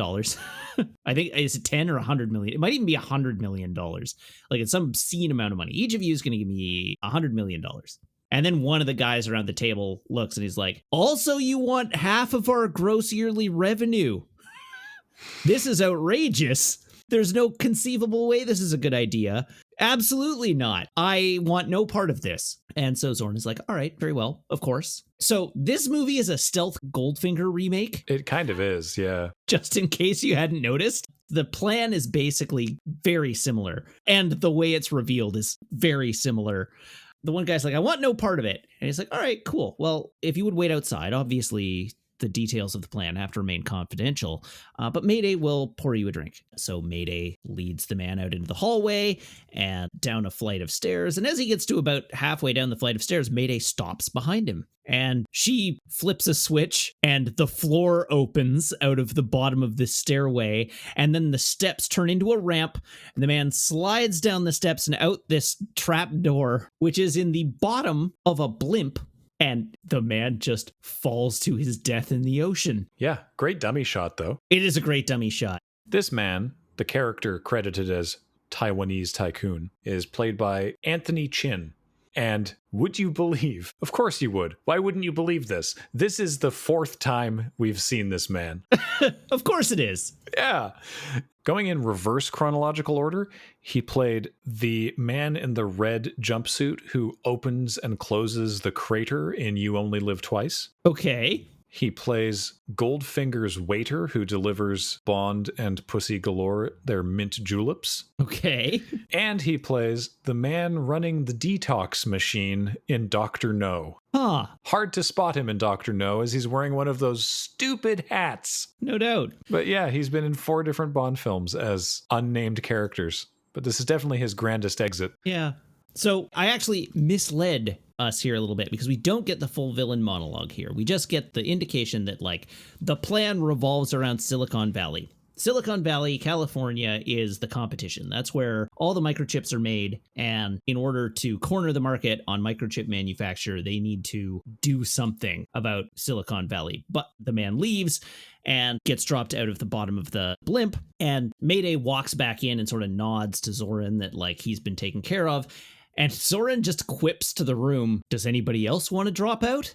And then we cut away. We don't learn what the rest of the plan is. And it cuts to the cockpit where Mayday and Zoran are in the cockpit of the blimp as it is flying over the Golden Gate Bridge into San Francisco. So, brief aside, do you know why, in contrast to the rest of Zoran's branding, his blimp is primarily green text with red accents on a white blimp? Presumably because they were not able to repaint the blimp for the purposes of this movie? No, they built this blimp. There's like several blimps at different sizes. Some are miniatures, one is full size. They made it totally. Oh, okay. No, I don't. Because some shots of the blimp over the Golden Gate Bridge were filmed by the director and producer and location scout during the location scout. They were in San Francisco, and the Fujifilm blimp was in San Francisco, and somehow Broccoli got a hold of them and were like, hey, could you fly the Fujifilm blimp out towards the Golden Gate Bridge? We want to see what that looks like on film. And so there's a couple shots in here where the blimp is dead on to the camera and you can't see the Fujifilm logo. You can just sort of see rough shapes of it. Right. And the Fujifilm blimp is white with the big Fujifilm green logo on the side of it. And so they were like, okay, well, when we can use some of this footage if we make Zoran's blimp the same colors. Oh, it's so good. Nice. As they're approaching the bridge, we get my least favorite line in the movie, because Mayday comments of the Golden Gate Bridge, "What a view," to which Zoran replies, "To a kill." Aha, they said the name of the movie. What the heck does that mean? I don't know. Can they even see Silicon Valley from there? I'd buy it if they could. But even if they could, what a view to a kill? It's grammatically incorrect, at least. I do not understand what Zoran is trying to say. Sure, Zoran, you weird experiment. We don't know that yet. Shh. I know. Spoilers. So, anyway, at Fisherman's Wharf, Bond meets up with CIA agent Chuck Lee, played by David Yip. They go for a walk and discuss some things. Somewhere in the background of one of these shots, because I mentioned it in the Man with the Golden Gun episode, is Maude Adams, because she'd come by the set to see Roger Moore and Cubby Broccoli, and they were like, oh, you want to be an extra? Right. It was a matter of contention for some years just where she was. Huh. Eventually someone was like, is this you? And she confirmed that it was her. She's walking with her boyfriend wearing a plaid shirt in one of the shots where Bond and Lee are walking in the foreground. Ah, yes. Yeah, I know the person you're talking about. Yeah. So Chuck Lee has all of the photos that Bond took with his little camera ring, and now is able to tell Bond that Dr. Mortner was formerly known as Hans Glaub, a Nazi scientist who did experiments with children, basically making super children through genetics and training and stuff, making, hyper intelligent, very capable psychopaths. Yeah. The psychopaths was a side effect, but basically that's what happens when you do a eugenics. Yeah.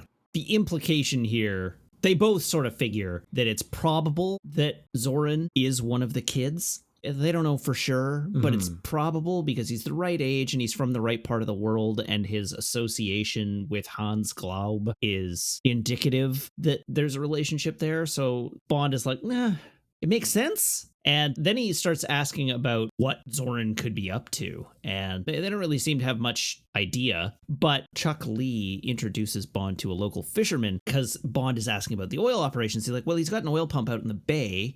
I don't know much about it, but my buddy here can probably tell you. And the fisherman is like, well, they ruined one of the best crab fishing spots in the bay. And Bond is like, oh, did they all move somewhere else? And he's like, no, they just disappeared. Yeah. Anyhow, he's like, I'll take you there, but it's very heavily guarded. You got to be careful. And then we cut to nighttime at the pumping station. And as we can see, there are many guards guarding the pumping station. And Bond surfaces, having scuba dived out to the pumping station. He also notices that there are other scuba divers under Zoran's pumping station who appear to be using a microphone at the end of a long probe to record the conversation that Zoran and the man who runs the pumping station, who was also at the party, he's the other guy Bond got a picture of, are having inside. So Bond is like, that's weird. I'm going to let them do their thing, I suppose. It's a busy night for spies. And Bond tries to sneak in what he thinks is an outflow pipe. But inside, Zoran is demanding that they test that these pipes, whatever they do, can operate at full capacity because Operation Main Strike is in 3 days. Whatever is happening, it's called Operation Main Strike. And so the guy is like, we'll run it. Let's go. I take exception with how Zoran manages his people here. It's one of those scenes like he's a villain and he's a jerk, but it actually like is against his own interest because he's like, run them to full power. And the guy's like, they're not ready. We need to bring them up slowly. They could break. And Zoran is like, if anything prevents us from having main strike happen in 3 days, I will hold you personally responsible. And it's like, he just told the thing that's going to delay you is doing this test right now. Yeah. Listen to the advice of your lead technician. Come on. So anyhow, they run the test, which of course causes some problems for Bond as he's in this outflow tube, and the test is actually sucking seawater into the pipeline. It turns out it's not an outgo pipe, it's an in-go pipe. Yeah. So Bond is rapidly trying to avoid getting sucked into the blades of the pumping propeller. He manages to avoid it by taking off his air tank and throwing it into the propeller, causing the propeller to jam and giving him enough time to get out of the pumping pipe. Barely. He just barely makes it back to the surface. Realizing that something is up, Zoran sends some goons down below, meaning that the goons catch the other people who are spying on them, who have also set a charge to blow up this station, meaning that if Bond hadn't been there, this whole thing would have been solved. Yeah. He's a Russian spy. They get the Russian spy that they do catch to disarm the bomb, and then they throw him into the pipe where he's turned into giblets by the fan, we presume. It's a good bit of like leaving the horror of it to the imagination, because they establish that we're watching the effectiveness of the pumping propellers by these little dials on the readout that are like showing their RPMs and whether it's at low RPMs or 100%. And when Bond throws his tank in, it causes the RPMs to drop back down to 0 as the thing jams. And then they throw this guy into the pipe, and we can see them. They're running at 100%, and there's like a technician just sort of like nonchalantly watching the dials. And then it just goes... And the dial like dips a few times as we get this sound, and he sort of looks at it puzzled. Mm-hmm. And then it just goes back to normal. I do really like that little moment. It's super grim, but it's like, as I say, it just leaves it to the imagination. It's great. Mm-hmm. Bond swims away and catches up with the other spy. In fact, he initially attacks her, and they do a bit of a scuffle until they recognize one another. And it turns out that this is someone that we've never actually seen before. This is KGB agent Pola Ivanova. And it was supposed to be Amanova. It was supposed to be Agent XXX. Yeah, from The Spy Who Loved Me. Yeah, but Barbara Bach didn't want to do it, which is such a shame. Yeah. Because it would have been so good to have that little moment there. Yeah. It would also just make this whole sequence feel more integral to the movie because it feels like such an aside. It's a massive aside because this gets dealt with, and then the KGB thing, correct me if I'm wrong, doesn't come up again for the rest of the movie? No, like once this is over, it's over. That's what I thought. So yeah, it's Pola Ivanova. She and Bond have some sort of history. They hang out together. They go to a Japanese spa hotel kind of thing. They mess around in a hot tub. They make out. They do sex. Bond changes the music they're listening to, and we'll find out later takes this as an opportunity to switch cassette tapes because, of course, she was recording onto cassette tape because it's 1985. And there's a terrible joke about how the bubbles in the bubble bath tickle my Tchaikovsky. Eventually, she makes her escape while Bond is in the shower, and she runs out into the car where General Gogol is waiting, so they drive away happy, and she puts her recording of Zoran into the cassette deck of the car, and it plays Tchaikovsky. And then they do a comedy double take of what to one another. What are the odds that a Soviet general could make a stealth entrance into San Francisco in 1984? 0 kind of percent. Yeah. Like, how did he get through customs? I do not know. And how is he planning to leave?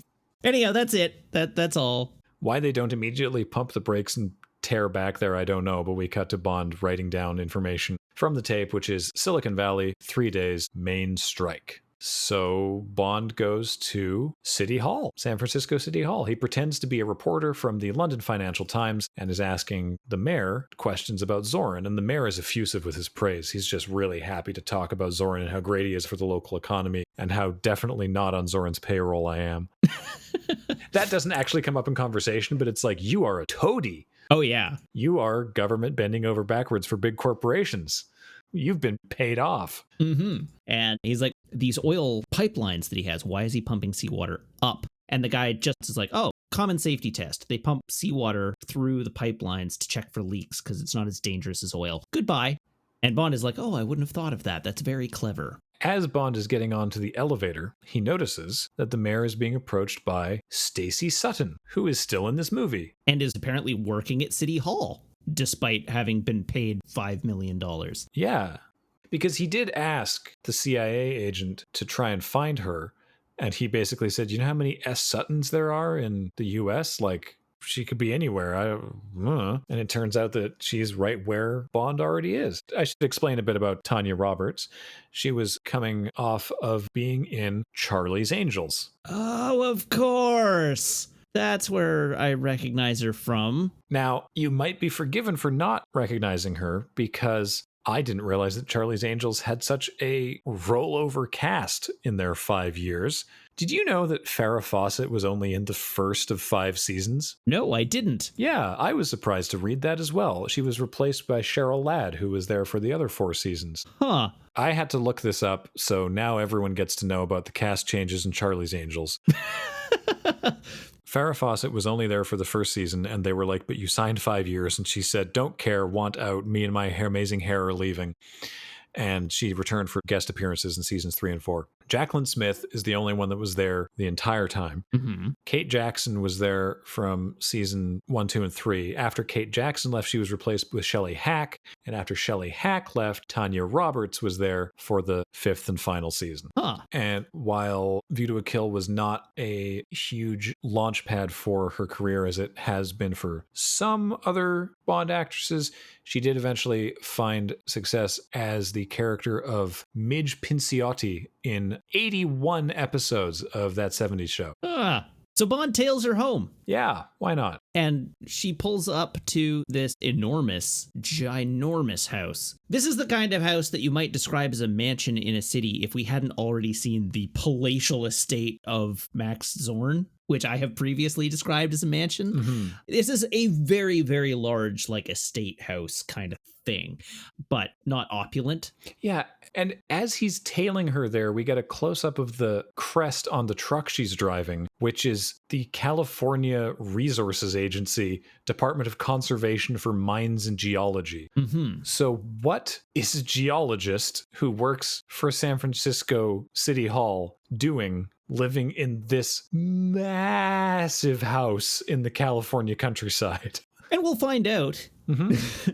But for now, Bond breaks in. Bond is just skulking around. How does he break in? Okay, so he walks up to a window, which has one of those little latches. Like, it's one of those lift-up windows that has the little latch on the inside at the halfway point. Yeah, it's a double-hung window. Yeah, and he pulls out a credit card-looking thing and slides it up against the latch, and it goes beep, boop, and the latch flips. So, 2 things. 1, the credit card thing is branded by the Sharper Image, which I find hilarious. 2, my house had these growing up. You can literally open a double hung window with a credit card shaped piece of plastic just by pushing on the latch. Yeah.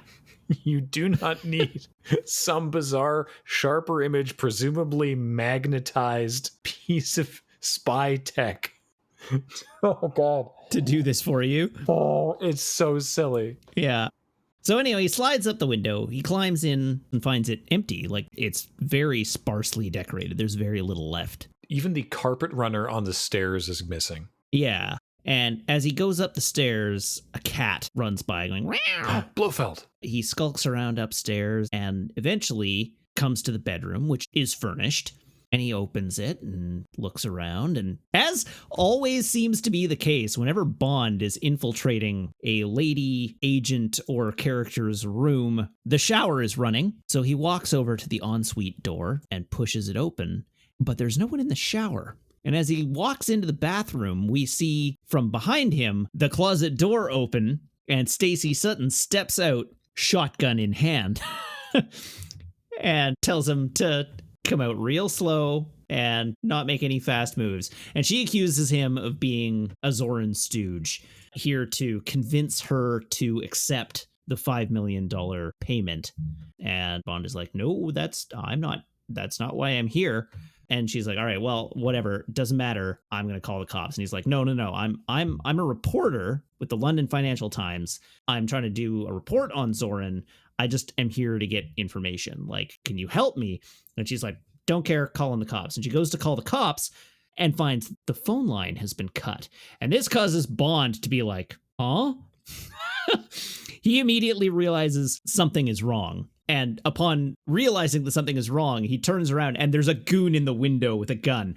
And so he just goes, get down, and grabs the shotgun from her, bumps her to the floor, turns around, shoots the guy in the window with the shotgun. And then we have this scene of like a bunch of goons attacking the house as Bond goes around shooting them with the shotgun. And after a few moments, he notices that the shotgun is not nearly as fatal as a shotgun probably should be, and turns and asks her what it's loaded with. She says rock salt.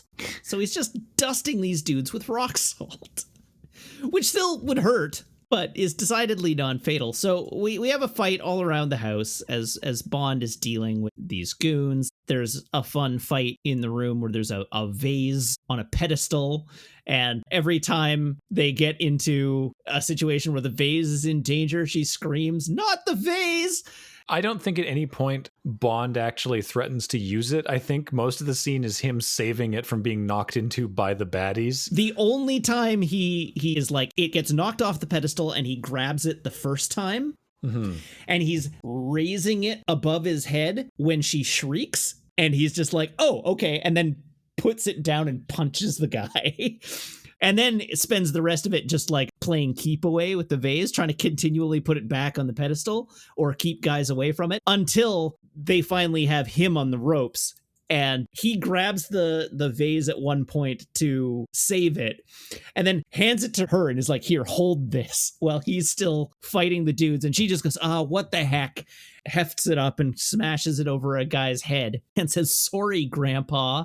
We will learn after Bond has routed the goons and sent them packing that the vase was her grandfather's ashes, from whom she inherited this house, as well as a stake in one of the mines that Zoran has since bought out. And he bought it out through a hostile takeover.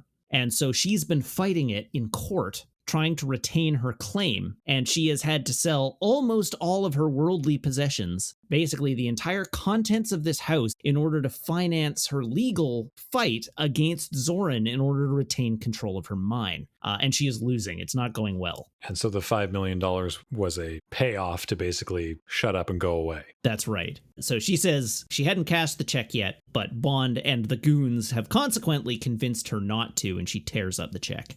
I do like how she says she's useless in the kitchen, so Bond makes dinner, and he describes what he's made as like a quiche de Provence with something or other, and she says, okay, so what is that? And he just goes, it's an omelet? Quiche is just omelet with crust. Changed my mind. So we learn that she's become the county geologist for San Francisco, basically to keep the lights on. Something I like about this scene, despite the fact that she has changed into a ridiculous dinner dress, is that this does not feel like a romantic dinner, just by the way they're playing the scene. Yeah. Like, spoilers should not be a surprise. At the end of the movie, they end up together and presumably have sex. That doesn't happen here, but also, like, this scene doesn't feel like either of them are really trying for that. It just seems like they are relaxing after this fight, and they're just sort of like, so, I don't know. What's up with you? Really? Oh, well, here's my story. They're just kind of shooting the crap. Yeah, I mean, part of that is Bond's cover story in this scene, because he hasn't revealed that he's a secret agent. He is like, I am a London Financial Times reporter looking for information on Max Zorin's plans for Silicon Valley. What can you tell me? Maintaining a cover has never stopped him from sleeping with somebody before. Well, granted, but like, there's no indication that he even needs to, right? Like, she's being totally forthcoming. And in fact, they subvert it because he's like, all right, I can go hook up your telephone. And she's like, okay, well, the telephone box is outside my bedroom window. And so he goes out onto the roof. And while he does, she changes into like a nightie. And then he walks back into the room and finds her falling asleep on the bed. And he just walks over and tucks her in. And goes and sleeps on the couch. Yeah, with the shotgun, just in case the goons come back. Not just the couch, in an armchair, because there's not even a couch. It's good. It's good. It's like spycraft does not always involve betting your target for information. Mm-hmm. Sometimes you can just chat and have a nice dinner. In the morning, there is a tremor and they check in on her amazing old Apple computer where the location of that is, and the epicenter is one of Zoran's mines. Bond mentions the flooding the mines with seawater, which sends Stacy into shock, basically. She's like, that could be incredibly dangerous. I have to go tell the mayor. Cut to her running out of the mayor's office in tears as she has been fired. Yeah. There's a deleted scene where she's actually talking to the mayor, but this was a much better edit, which is why it's a deleted scene. Bond says, all right, well, I'll get my friend from the CIA. We'll figure this out. So back at Stacy's house, Detective Lee is there and Bond and Stacy, and they're trying to figure out a plan. And they determine that he's flooding oil wells. She's like, well, if he's flooding them, they all sit right on the San Andreas Fault. That could cause a major earthquake by like upsetting the fault. Bond is like, well, is there any way that this can pose a risk to Silicon Valley? And she says, well, no, Silicon Valley is too far away from the well he owns. And then Bond is like, okay, well, do we know how many wells he owns? And she says, no, but that information would be kept at City Hall. I still have my pass. Let's go. And so she and Bond are going to head off to City Hall. And Chuck Lee is like, all right, well, he's doing something super dangerous. So clearly something's up. So I'm going to get on the horn to Washington and we'll get more people out here because we're going to need support in the field. Chuck goes and gets into his truck, which it turns out Mayday has infiltrated and is hanging out in. And she just murders him and drives away. She drives away just as Bond and Stacy are exiting the house. So it looks like Chuck is on his way to go get backup. And they are not alerted to the fact that he's now dead and there is no backup on the way. Bond and Stacy head to City Hall, and when they arrive, the guard at the front door doesn't know that she's been fired. So he's like, oh, you're working late tonight. She's like, yeah, signs in. We won't be long. And they go up to the archives. They find the information they're looking for, but before they're able to do anything with it or really look at it or evaluate it at all, Zoran and Mayday bust in and hold them at gunpoint. And they basically are like, all right, so here's the deal. We're going to frame you. So they take them into the mayor's office. And the mayor is like, what are you doing here? I fired you, Stacy. You can't be here. And Zoran just starts to spin a story. He's like, well, you should call the cops and let them know that there are intruders in the building. So he does. He's like, send the police right away.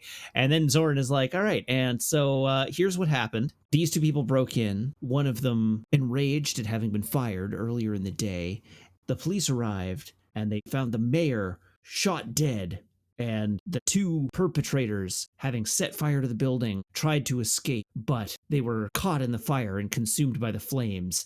And the mayor is like, but that would mean I'd have to be... And Zoran is just like, yeah, dead, and shoots him with Bond's gun, tosses Bond's gun on the mayor's desk, and then douses the place in gasoline, lights it on fire with Molotov cocktails, locks Stacy and Bond in the elevator, and then traps it between two floors, then drops a Molotov cocktail on the roof of the elevator, and then escapes the building as the building becomes engulfed in flames. And this is actual San Francisco City Hall, the exteriors that they're using with like flame pots on the roof. People thought it was actually burning down. The character of the mayor, W.G. Howe, played by Daniel Benzali, is of course not the mayor. Do you know who was the mayor of San Francisco? At the time this was made? Yeah. No, I have no idea. Senator Dianne Feinstein. Really? Yeah. Okay. And not only is she a huge James Bond fan, but she is, to quote Roger Moore's own words, one of the few people who prefers Roger Moore to Sean Connery. So they had the key to the city as far as they were concerned. They were, she was like, you can film whatever. This will be great for San Francisco. Plus it's a Bond film. This is awesome. So they got to use the city hall. They got to close off streets and do the amazing scene that's about to happen with the chase with the fire truck. And as a way of saying thank you, Cubby Broccoli demanded that the world premiere of this movie take place in San Francisco, which is the only time that a Bond film has premiered in the US. Neat. Yeah. There is a bit where Zoran throws a Molotov cocktail onto a marble floor in a hallway with marble walls, and it still burns. And I don't quite understand that, but... Well, the alcohol has to burn. Yeah, but that's all that burns. And then when the alcohol stops burning, then that should be all of it. So anyhow, Bond and Stacy are trapped in the elevator. Bond tries to escape through the roof of the elevator, but it's very hot. He does manage to get up onto the elevator. He manages to pull Stacy out of the elevator just as the cable, which has been burning now for a while, snaps and the elevator falls. And he sort of like puts her on some girders in the elevator shaft and is like, stay here, I'll be back. And he climbs up to the next floor, opens the elevator doors, gets into the hallway. Stacy is freaking out through this whole thing. She's like, don't leave me, don't leave me. I like Stacy's character well enough. She is not a particularly capable co-star. Yeah, she gets along okay. Like, it's totally understandable that she would be panicked in this situation. Yeah, they don't all have to be. She is a geologist. Yeah. Who is totally out of her depth. Exactly. So, like, that's not necessarily a criticism, like when, for example, I felt like they, underdid it on Anya Amonova.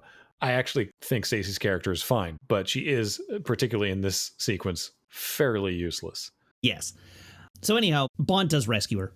That's the gist of it. He props the elevator door open with a garbage can, then grabs a fire hose and uses it to like pull her out of the elevator shaft. At this point, the fire department has arrived outside the building and they've got the hook and ladder truck up against the building. Bond heaves her up into a fireman's carry, carries her down the ladder of the ladder truck, much to the shock and amazement of all the onlookers watching City Hall burn down. Is this a Superman reference? Because, like, he descends the ladder and the music is swelling and it's like an everybody clapped moment and it's presented cinematically. If it is, it went over my head. It just seems kind of out of place. It does a little. So anyhow, he gets down to the ground. The police captain is there. The fire department is there. They walk over to the base of the hook and ladder truck. He puts Stacy down. The paramedics come over and look her over. And the police captain is like, hey, I want to talk to you. Is this your gun? And Bond is like, why, yes, it is. Thank you. Yeah, I love this. Like, yeah, thank you. Takes it back. And the police captain is like, all right, you're under arrest. And he's like, no. I am a British secret agent. I am here to save the world. My contact in the CIA is Chuck Lee. Please get in touch with the CIA. They will confirm my story. And the police captain looks at Stacy and is like, is he? She turns to him and is like, are you? Bond realizes that he's cornered, but of course he's standing next to a fire truck. So he grabs onto one of the levers on the fire truck and turns on the hose, and water starts jetting out of the side of the fire truck onto the police captain, knocking him to the ground. Bond then shuts it off, takes this opportunity to essentially commandeer the fire truck.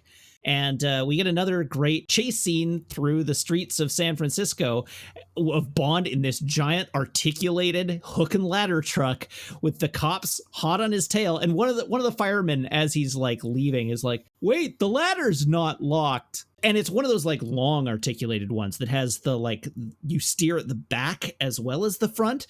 So Bond's like, here, take the wheel. I'm going to go get in the back so that we can actually, drive this thing around the city. And as he's climbing along the ladder, they go around a corner and the ladder unhooks after they get bumped by another vehicle. And so Bond ends up swinging out on the ladder over the road. She eventually does get the ladder back in place, and Bond eventually does get the lock back on. Then he takes his seat in the little driving cabin at the back of the fire truck.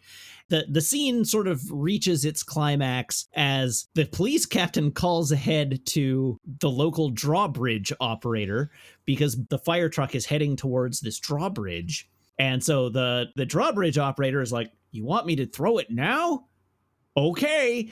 And throws the lever, starting to raise the drawbridge, but not with enough time to actually prevent Bond and Stacy from jumping their fire truck off the now raised drawbridge. The cops pull up again in hot pursuit behind them and drive up the bed of the drawbridge, but chicken out. And so the first car up gets hooked on the edge of the drawbridge, hanging there by its front wheels, and the second and third car sort of slip down. And as the drawbridge gets more and more vertical, the car that's hooked at the top gets more and more precarious until it's no longer able to hold on, and it unhooks and drops down the length of the bridge. smashing into the two police cars that are now sort of crumpled down at the bottom of the bridge. The police captain pulls up just in time to see this, and he's like, "Oh, Sergeant, that's coming out of your paycheck. You're going to pay $100 a month for the damage that you've incurred to that vehicle." As he's on this diatribe, the counterweight of the drawbridge makes contact with the roof of his patrol car and smashes his patrol car flat, causing him to give one of the like, "Oh, geez," kind of reactions. And then the drawbridge operator, who was himself watching all this in amazement, throws the bridge back into reverse so that it goes to close again after all the damage is already done. There are some shots early in this scene of Bond driving the fire truck where the driving double for Roger Moore was too short to properly reach the controls of the fire truck. Oh no. And they didn't have time to like rig up a whole thing to make that viable. So Roger Moore said, I can do it because he used to be a truck driver before he was an actor. Really? Yeah. And so they were like, okay. And apparently to their eyes, he did a great job. Huh. Now it's morning. And they've arrived at one of Zoran's mines, the main strike mine specifically. And they're still driving this fire truck. They come up to the entrance to the mine, and then they divert. They don't actually go in the entrance to the mine. They drive up a side street. They see an oncoming mine truck hauling explosives. So Bond throws on a fire hat and spins up the alarm. And the guy in the truck like stops and is like, "Where's the fire?" And Bond says, "On your back end." And the guy like leaps out of the truck to see where the fire is.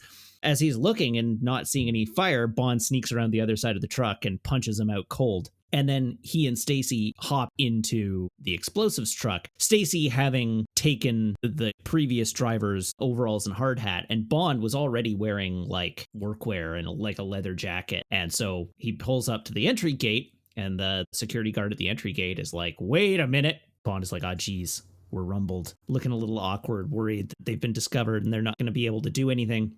And the guy is like, "Hey, Dave, bring me one." And a guy from off screen hands the security guard a hard hat, and he hands it to Bond. Is like, "Hard hat area, it's the rules." And then he waves him through. And then like the foreman on the side is like, "You're late." As they drive by, they park the truck, and there's like a mining cart with some weird object in a burlap bag going by. Bond hands the clipboard to the foreman and is like, "All right, signing off for the delivery." And then he notices the shoes that Stacy's wearing because she's in high heels. Mm-hmm. And Bond delivers the line, "It's women's lib. They're taking over the union." I mean, I do kind of like that line. Any actual foreman would be like, "Get some steel toes for hell's sake." But yeah, it's not the most ridiculous costume thing that would happen, because then they find their way to a small shack and Stacy finds like Zoran branded jacket and coveralls for them to wear so they can sneak even further into the mine. And when Bond opens the door for them to come back out of the shed, he says, "Shame you couldn't find any that fit," as Stacy steps out wearing tailored coveralls. Yeah, like hourglass shaped tailored coveralls. And she's just like pulling the belt tight to sort of like excuse it away. Apparently, Tanya Roberts was presented with the coveralls, which were just normal-ass, baggy, shapeless coveralls, and asked if they could be altered because she was going to look terrible wearing it. Right. And so they did, and now it looks absolutely tailored to her, and Bond's quip about "shame you couldn't find a pair that fit" is apparently an ad-lib to basically rib her a little on set. Because they fit her beautifully in a way that is like unreasonable. So they hop aboard a mine train that drives into the mine. This beautiful mine set. This has got to be a set. There's no way the inside of this is a real mine. Yes, this is a set. It's an enormous set, and it's amazing, especially amazing because it was built very quickly after a fire burned down the 007 stage at Pinewood Film Studios. Oh, right. We talked about that. It was during the filming of Legend, with Tim Curry playing the devil. Yeah. The whole thing burned down, and it took them, I think it was like 4 months to rebuild the soundstage, and then they had to build this in it. I mean, this was the last scenes they filmed. Yeah. Because like it's huge, this is massive space. It needs to flood. That's always a challenge. So they pull into the mine. It turns out that they're like sitting on explosives. As they're pushing through the main corridor, they see this little office space, and Zoran is in the office space. They hop off the train when nobody's looking. And after Zoran and his lackeys leave the office, they make their way into this office space to try and get a sense of what's going on. While this is happening, Zoran and crew are arming what appears to be a bomb. They're setting the bomb with a timer of, I think, 3,600 seconds. I don't know what that works out to, but it's 3,600 seconds. It's an hour. While this is happening, Stacy finds this table that is a map of the surrounding area, and the table has all of the oil wells marked on it and like all of the regional geography marked on it, and she puts together what's happening. So there are 2 fault lines, according to the movie. I have no idea if this is at all geologically correct. It probably isn't. But according to the movie, there are fault lines running along either side of Silicon Valley. And Zoran has been flooding all of his oil wells that lie along those fault lines with seawater, lubricating the fault. The mine that they are in, the Main Strike mine, is underneath San Andreas Lake, which they are going to drain to flood the mine. And then when the earthquake goes off, it will submerge Silicon Valley under San Francisco Bay. So, like, it's a double catastrophe. And it will just look like a natural disaster. So that's the actual plan. They are going to blow this mine up, causing an enormous earthquake to wipe out and then flood all of Silicon Valley, eliminating Silicon Valley's microchip production capability and thereby handing the worldwide market on microchip production to Zoran Industries, as Zoran, of course, has been stockpiling microchips for all this time. So he will be able to corner the market immediately and alleviate any supply problems that arise. You will be pleased to know that the geography, at least, is accurate. The San Andreas and the Hayward fault lines are where they are on this map on either side of San Francisco Bay and Silicon Valley. And it's one of those things where it's like, yeah, I guess hypothetically that would work, but it's not possible. Right. It's accurate enough. Gotcha. Once Zoran sets the timer, they lower the bomb, and there's this amazing shot. And I don't know how much of it is real or how much of it is matte painting or whatever, but it's this phenomenal shot of this pit under the mine that they've lowered the bomb into. And it's a room just full of bags and bags and bags of ANFO. Yeah, it's like the Scrooge McDuck money pit of explosives bags. It's amazing. ANFO, ANFO, ammonium nitrate fuel oil. Do you remember the classic episode of Mythbusters where they made a cement mixer disappear? Yes. That was ANFO. Like 1 bag? 10 bags? A lot less than this. I don't know what the yield of this would be, but it's going to be enormous. Like, I always assumed it was a nuke that they were putting in there, right? But it's totally not. It's just a detonator. Like, the actual explosive that they need to use for this is, in fact, specifically non-nuclear because they are trying to make it look like a natural disaster. Mm-hmm. So, anyhow, Bond and Stacy are still putting together the plan, and Bond realizes that, like, oh, if they did this at King Tide for maximum effect... there's a title chart on the wall over here. Let's go look at it. Oh, King Tide is in about 45 minutes. And just as they're looking at this, Zoran tries to get in, realizes the door is locked, realizes there are people inside, points a gun through the door at them, and starts shooting as Bond realizes they're trapped in the room and throws a stool through the window on the opposite side of the hut.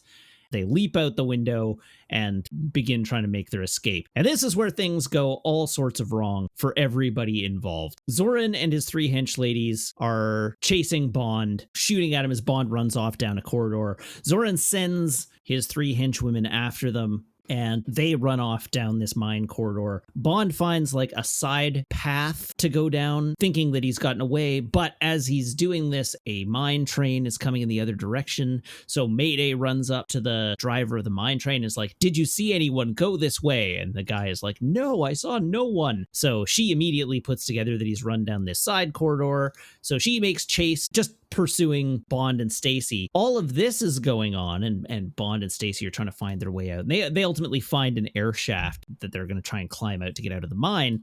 While all this is happening, Zoran decides to proceed with his plan, and he is not that concerned with workplace safety. What is the opposite of concerned with workplace safety? Actively malicious. He orders the flooding of the mine, and they flood the mine. And while they're flooding the mine, he and like the mining owner guy, he just hands him a machine gun, and like they just start gunning all of the mine workers down. Yeah, it's all just Zoran and Scarpine are the only ones. Oh, that's Zoran and Scarpine. That's right. Yeah, they knock the mine owner down into the pit. Because he's even like, "But Mayday is down there?" And Zoran's like, "Yeah, Yeah, what about my men?" Zoran's like, "Oh, yeah, no, it's a shame, really." Because Zoran's a psychopath. Yeah. And so the whole mine floods. And Mayday is chasing Bond, and they're in this air shaft, and ultimately Bond sends Stacy up and goes to sort of like fight with Mayday, and they end up in the water. And Mayday has like the typical sort of Bond girl change of heart, but this time actually really well justified, because she immediately realizes what has happened. She's like, "I thought he loved me. He's betrayed me. He tried to kill me." And then she sees the other two henchwomen and is like, "No, Jenny." And she immediately is like, "All right, screw this dude." And joins forces with Bond. So they make their way to the pit where the bomb is, and they descend into the pit on the little crane that they used to drop the bomb into the pit in the first place. Bond tries to disarm it, but realizes that he's not going to have time. There's no time. At this point, like, all the mine workers are dead. The mine is flooded. The plan can't go wrong. Zoran has hopped aboard a mine train and is on his way out of the mine. Mayday is operating the crane like it's a hand-cranked crane. Bond is like, "All right, well, take the bomb up and send it away." And she's like, "No, get on." And he's like, "No, it's too heavy. We won't have time." And she's like, "No, get on." So he gets on the bomb, and Mayday pulls Bond out of the pit with the bomb using her ludicrous strength. And they maneuver the bomb onto a mine cart, and they push at the mine cart to get it rolling so they can send it out of the mine. And as soon as they let go, it grinds to a halt, because the brake lever on the mine cart slipped back into place. As this is occurring, Zoran and Scarpine and Dr. Naziface are running into what looks like a site building just outside the mine, except inside the site building is the cockpit of a Zeppelin. So they get inside and like hit a button, and then out the top of the building self-inflates the balloon of this blimp. It's not as big as the one with the conference room inside. I guess the guy just likes blimps. Zoran and Hans Glaub have like a weird relationship, because I mean, he is one of Glaub's experiment babies, and it's a weird sort of father-son kind of thing. But there's a definite aspect of like, once I flood Silicon Valley, won't that be really cool, Dad? Yeah. While at the same time, you get the impression that Zoran doesn't really care if Glaub likes it or not. But yeah, they take off to a safe distance so they can watch the thing. I also want to mention there is a 2-part cutaway of when they blow the charge to flood this mine, which is just draining one lake and flooding this mine. It is not massive geological disaster. There is a cutaway to a fisherman on the lake, and then it cuts back to him later, and he's just in his dinghy on the empty lake bed. It's a good shot. Yeah. So back inside, the cart has ground to a halt because the brake lever slipped. So Mayday volunteers, basically. She gets on and holds the brake lever and tells Bond to push. And so Bond pushes. And as she's holding the brake lever, Bond is like, "Jump off!" And she's like, "No, I can't." It needs to get clear. And so we get this actually great shot from outside the mine from the perspective of Zoran in the blimp as Mayday rolls out of the mine on this minecart with the detonating bomb on it, staring down the Zeppelin in the air above. I love that she is cackling. Like she's holding on to the handbrake, going to her death, laughing just with a myriad of emotions. And then as soon as she sees the Zeppelin, just staring daggers, just like, you know what you did. Yeah. And then just for a fraction of a second, because the bomb goes off, killing Mayday, we cut back to Zoran in the blimp, just putting his hands on his forehead, realizing that his whole plan has been undone. And Stacy made it out of the mine, going up the air shaft. She spots James walking out the door of the mine in the wake of this explosion. And upon calling to James, the pilot of the blimp notices her, and she's running towards Bond. The blimp drops down to ground level, and Zoran grabs her off the ground and pulls her into the blimp. That's a little silly, but I'm going to forgive it. It's a little silly. Then the blimp very gradually gets away. Bond manages to grab a hold of one of the tow lines as it's ascending. The pilot notes, he's like, the front end's a little heavy. He must be on one of the mooring lines. And so they fly the blimp towards the Golden Gate Bridge with the intent of crashing Bond into the Golden Gate Bridge and knocking him off. And they try to hit him across a building on the way there, and they sort of like skims the top of the building and takes a radio antenna to the junk. So I'm not sure exactly where the mine entrance is, but if we accept that the mine itself is under San Andreas Lake is 19 miles from the Golden Gate Bridge, which is a half-hour drive on California 1. I can't imagine how long a flight it is by blimp. Because the blimp is not quick. How fast does a blimp fly? Now, this blimp does have some pretty big fan engines on it, but still. I like that there's a Google image search for, like, what is the top speed of a blimp? Blimps max out. According to CNN, the Goodyear blimp maxes out around 53 miles per hour. Zeppelins are expected to top out around 70 miles per hour. Between 50 and 70 miles per hour is what we can assume as the the airspeed of a fully laden blimp. So at least half an hour. Yeah. He's got amazing upper arm strength. Very impressive. Yeah. Just holding onto this rope. People down below are marveling at this man dangling from the blimp to the point that the police chief from earlier gets into an auto collision. Because of course he does. Yeah. So they arrive at the Golden Gate Bridge. They try to knock Bond off the bridge. This does not go to plan. Bond manages to get a foothold. The tow line gets sort of tangled around some cables, and Bond takes advantage of the momentary relaxation of the cable to tie a knot in it, mooring the blimp to the very top of the Golden Gate Bridge, right at the top of one of the spires. Bond then begins to climb and manages to make his way up onto one of the pipes suspending the bridge as the pilot and passengers of the blimp try to unmoor themselves. But upon realizing this is not going to work and some shenanigans going on with Stacy aboard attacking, Zoran ultimately just gets out. Like, they crash the blimp into the side of the bridge, and Zoran grabs an axe and gets out on top of the bridge, deciding now to fight Bond one-on-one with an axe. There's a moment prior to that where he tells Scarpine to go outside and deal with him, and Scarpine looks at Zoran like he's told him to eat an entire watermelon whole. He's just like, you want me to do what? And he's like, yeah, go. And then Stacy knocks him out with a fire extinguisher.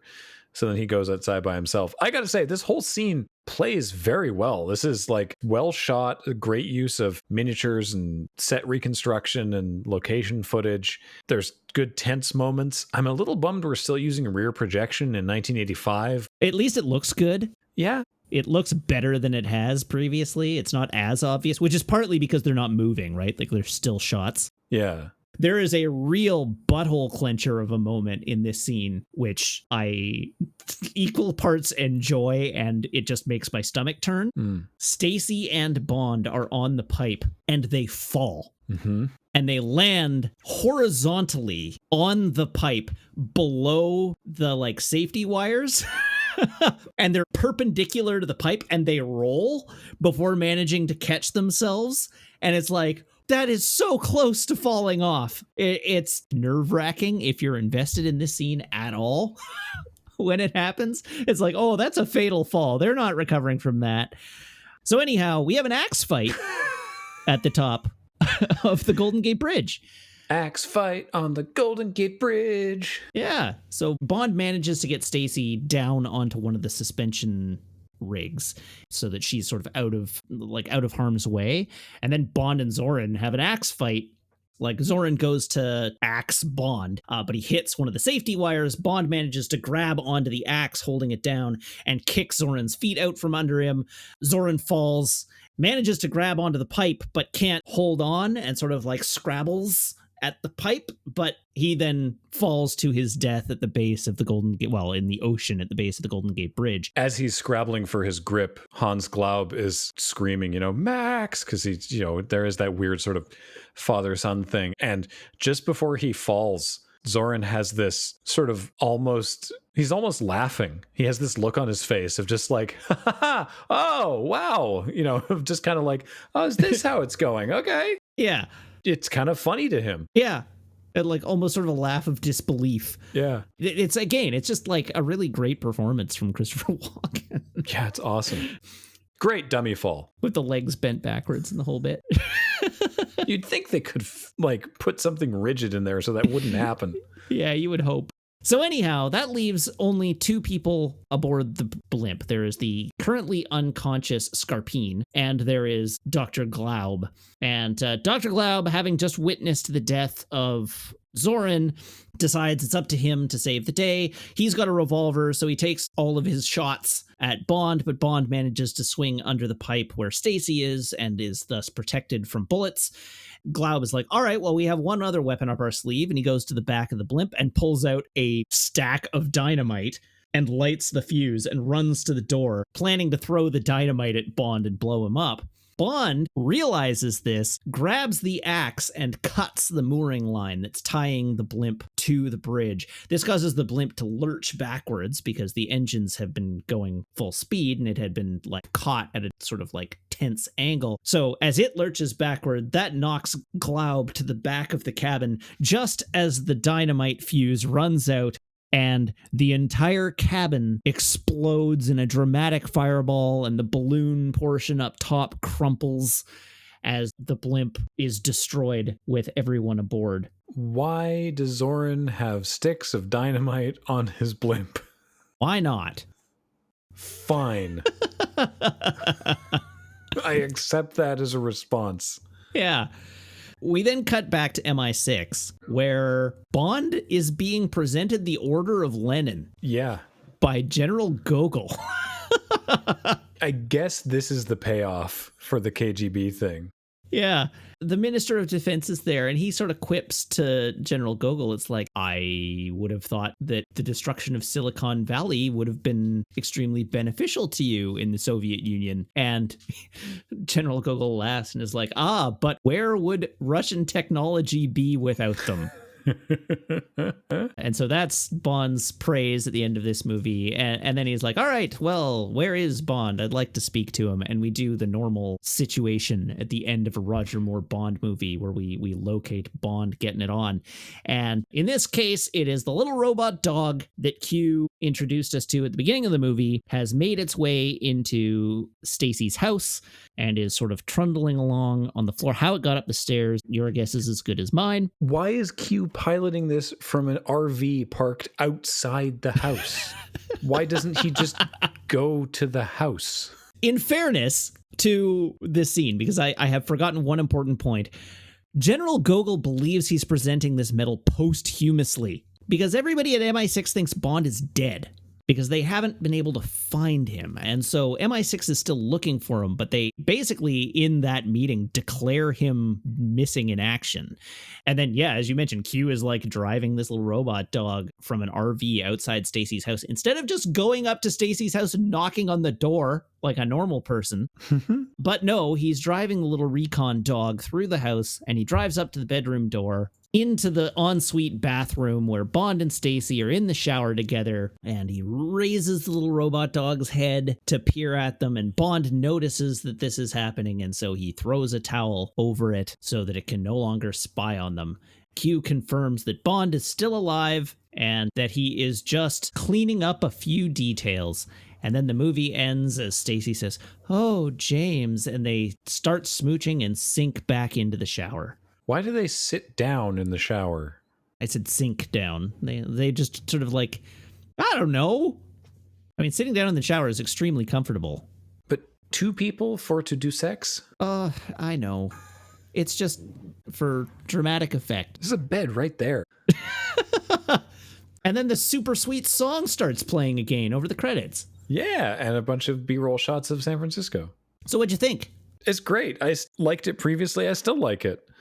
It has very little that I can point to and say, well, that could have been better. Yeah, that's fair. It's funny. I had previously talked about my fond recollections of this movie. I'm like, oh yeah, this movie's great. Yeah. And then I watched it the other day, and I was like, maybe this movie is actually not great. And I was like all prepared to come into this recording session and hate on it. But then as we talk through it all, I'm like, actually, no, this movie rules. This movie's really good.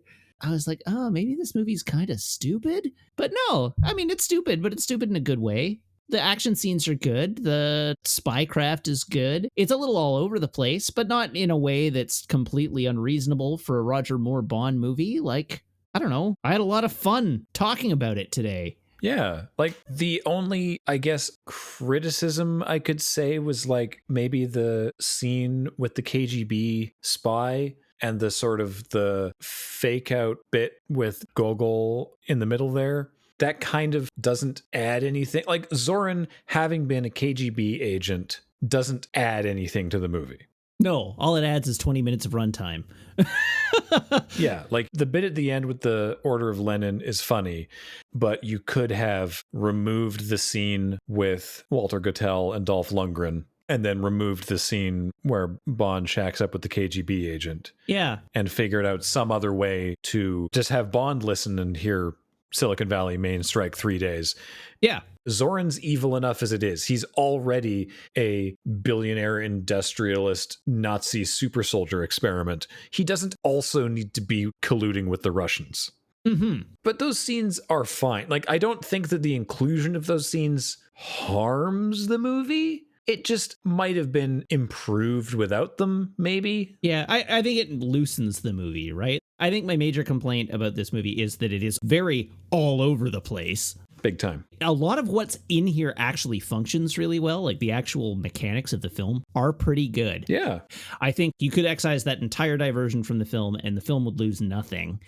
But the extent to which that negatively impacts the film is it just causes the film to drag a little bit, but not severely. Yeah, and apart from that, it's like, I mean, we already talked effusive praise about how awesome Grace Jones is, especially in her role as the Heavy, which I love. Yeah. And I also love her, as you said, coming around to take revenge on Zoran in a very believable way. I love Christopher Walken, and as, again, reiterating what I said earlier, that his Walkenisms that one expects from a decade and a half of seeing caricature of Christopher Walken are there. They're not exaggerated. It's not over the top. And what is there is just really interesting for the character. He's unsettling and weird, but totally believable that he would be like a guy that investors would give money to. Yeah. And yes, his plan is ludicrous, but whatever. They're all ludicrous. Yeah. When are they not? Yeah, ultimately, this is a really fun movie. And I mean, we opened with it, essentially. I think the only thing that really lets the movie down is that Roger Moore was in his mid-50s. Yeah. With a younger actor, aspects of it would have been more believable and it probably would have rocked a little harder. All right, so where do you rank it? Well, should we start with the pre-title sequence? Sure. This is stupid. After everything we just said, the pre-title sequence is fun. It would have been way better without the Beach Boys music. 1000%. I mean, like the skiing is fun and it's, it's a great little sort of window into a previous Bond film. I find a lot when we're talking about these that Thunderball is the bubble for me, Is it above or below Thunderball? I guess I'm trying to figure out if I'm literally like docking it points for the music. Because like the snowboarding aspect is really cool and the rest of it's fine. Okay, I think the pre-title sequence in this movie is actually too silly for the rest of the movie. And I know that sounds weird because the rest of the movie obviously has a lot of silly aspects, but the rest of the movie is played fairly straight. There's some goofy jokes in chase scenes with like an RV gets cut in half by the fire ladder and stuff. Like there's some gags in there, but generally speaking, the movie is not as goofy as the pre-title. Yeah, that's fair. And I don't just mean the California girls. I also mean like the submarine. And oh yeah, the submarine is absurd. The submarine's way goofier than anything that's actually in the main bulk of the movie. So I think that puts it converse to Octopussy, which has a more seriously, apart from the horse butt, it's a more seriously played pre-title than the bulk of its movie. Yeah, I know where I'm putting this. This is going behind Live and Let Die for me. That's pretty high up your list. It is. Well, you know how much I like ski stunts, but like, yes, the song cue sucks and I don't like it. The actual skiing stunts are really good. Live and Let Die has the like funeral procession, which is rad. So it's clearly not better than Live and Let Die. But the actual stunt work in this scene is great. It takes a really impressive amount of skill to be able to do some of the skiing work that they did in this. And I think that is very good. I think the song cue and the submarine are silly, but I don't think they totally ruin the whole scene. So I'm going to put it at behind Live and Let Die, ahead of The Man with the Golden Gun. I would rather watch this opening sequence than the one in The Man with the Golden Gun. All right. I am going to put it actually in the same place. No. I'm going to put it at 6th down, just ahead of The Man with the Golden Gun. The rest of my list is a little different from yours, but I agree with everything you said. And that's where this one's going to go. All right. On to the title song. This is going to be really hard. Just because the list is so much longer. When we got to Live and Let Die, that was easy. It was like, this is the best. Yeah. But now I'm having a difficult time. All right. I'm just counting down the list of mine to try and figure out where this lands. Yeah. Like, obviously, this song is very of its time. This is 1980s pop. Yeah, but 1980s pop kind of rules. I legit love Duran Duran. Yeah. Like Hungry Like the Wolf, Girls on Film, like they're good songs. Bront. Like this is a Duran Duran song also with the cool James Bond music, and I really like it. Mm-hmm. All right. Counting down my list. It's not better than Goldfinger. Okay. Like Goldfinger won't get unseated for a while yet. Do I like it more than Live and Let Die? See, my problem is I know how I want this top 4 to be. But I have previously rated them in a different order. What I want my order to be is Goldfinger, OHMSS, View to a Kill, Live and Let Die. But that's not the order that I have left for myself, having previously stacked rank these. So if I think I like OHMSS better than this, I have to put this below OHMSS, but I think I like this better than Live and Let Die. So clearly, I cannot pick the one in front of me. But if I pick the song in front of you... So I think I do like this better than OHMSS. And I mean, I like this more as a song to listen to than almost anything on the list. Yeah. I'm putting this at number 3. Okay. So I have Live and Let Die, Goldfinger, this, OHMSS. This goes above OHMSS for me. I've made up my mind, so it goes in the same position behind Goldfinger and Live and Let Die, and that is on the strength of it as a song. I'm not rating these just in terms of how a song that I would want to listen to, but also as in terms of like how they stack up as Bond theme songs. Goldfinger and Live and Let Die are both theme songs that people would point to as being like That is a Bond theme song. And View to a Kill is a song that I really, really would like to listen to, but it doesn't rate on the like archetypical Bond songs, right? So Right. that's just on the strength of how much I like this song, it goes that high, which is exactly what happened with OHMSS too, right? Like, I just think that song slaps. So it goes high. You have helped me make up my mind, and our ratings are in the same place. Happy to assist.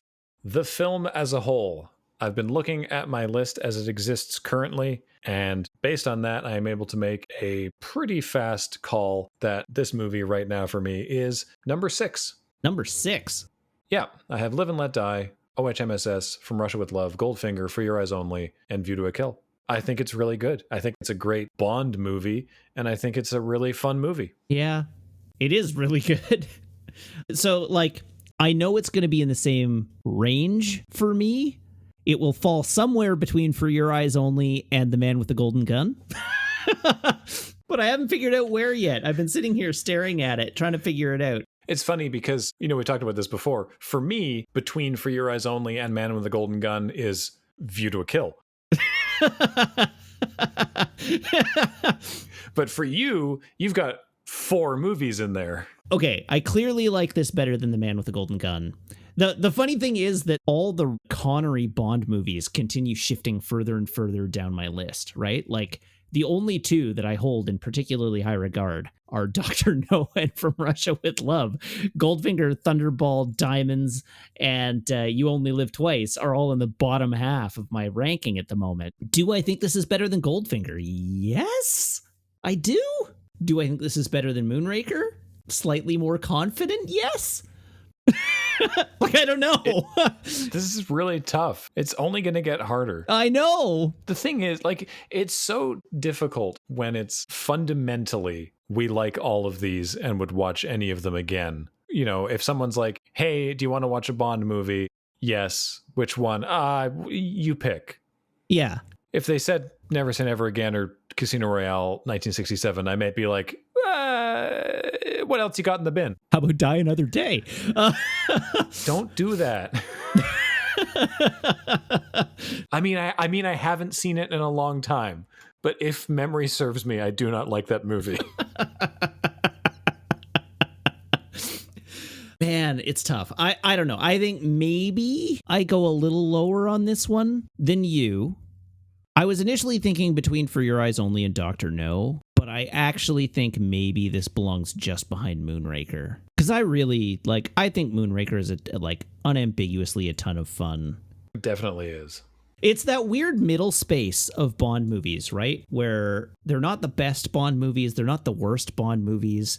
They have a lot of things to like in them, and also some things that are messy or loose or don't quite work. But they're not like boring, and it's not stupid. Mm-hmm. This is definitely not mean-spirited either. No, it isn't. It's like, it's good natured, and it is just like, I think I follow my heart, what the impulse tells me, and I think I put it just behind Moonraker. All right. But I'll regret that again tomorrow. So the next time I look at this list will be all wrong. That's happening to me every time now. Every time I look at this list, I'm like, what was I thinking?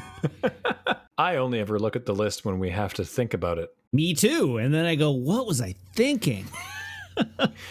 Well, how about this? How about at the end of this thing, we can look at the breadth of what we hath wrought upon our spreadsheet and decide if we've made any egregious errors on the way. So James and I said we were going to do that for Countdown. I don't remember if we actually did. I don't think we did. I think we both looked at them and were like, no, we came to this through a process, and we have to trust the process. But we had constantly said we were going to come back and readjust. But I truly don't remember if we actually did. Who knows? Maybe we'll get to the end of this and be like, no, actually, I'm satisfied with this list. This list does, in fact, look correct. All right. And I trust the process that brought me to it. And I trust our process as well. And that is going to do it for this episode of From Rewatch with Love. Next time, I'm excited because of all the James Bonds, I have interacted with Timothy Dalton the least. I couldn't tell you anything about either of his movies. Excellent. I'm not going to say anything. We're not going to dive down the rabbit hole of filling in each other's memories here tonight. Except that I want to say in one of them, Wayne Newton works for a cult. I can neither confirm nor deny these allegations.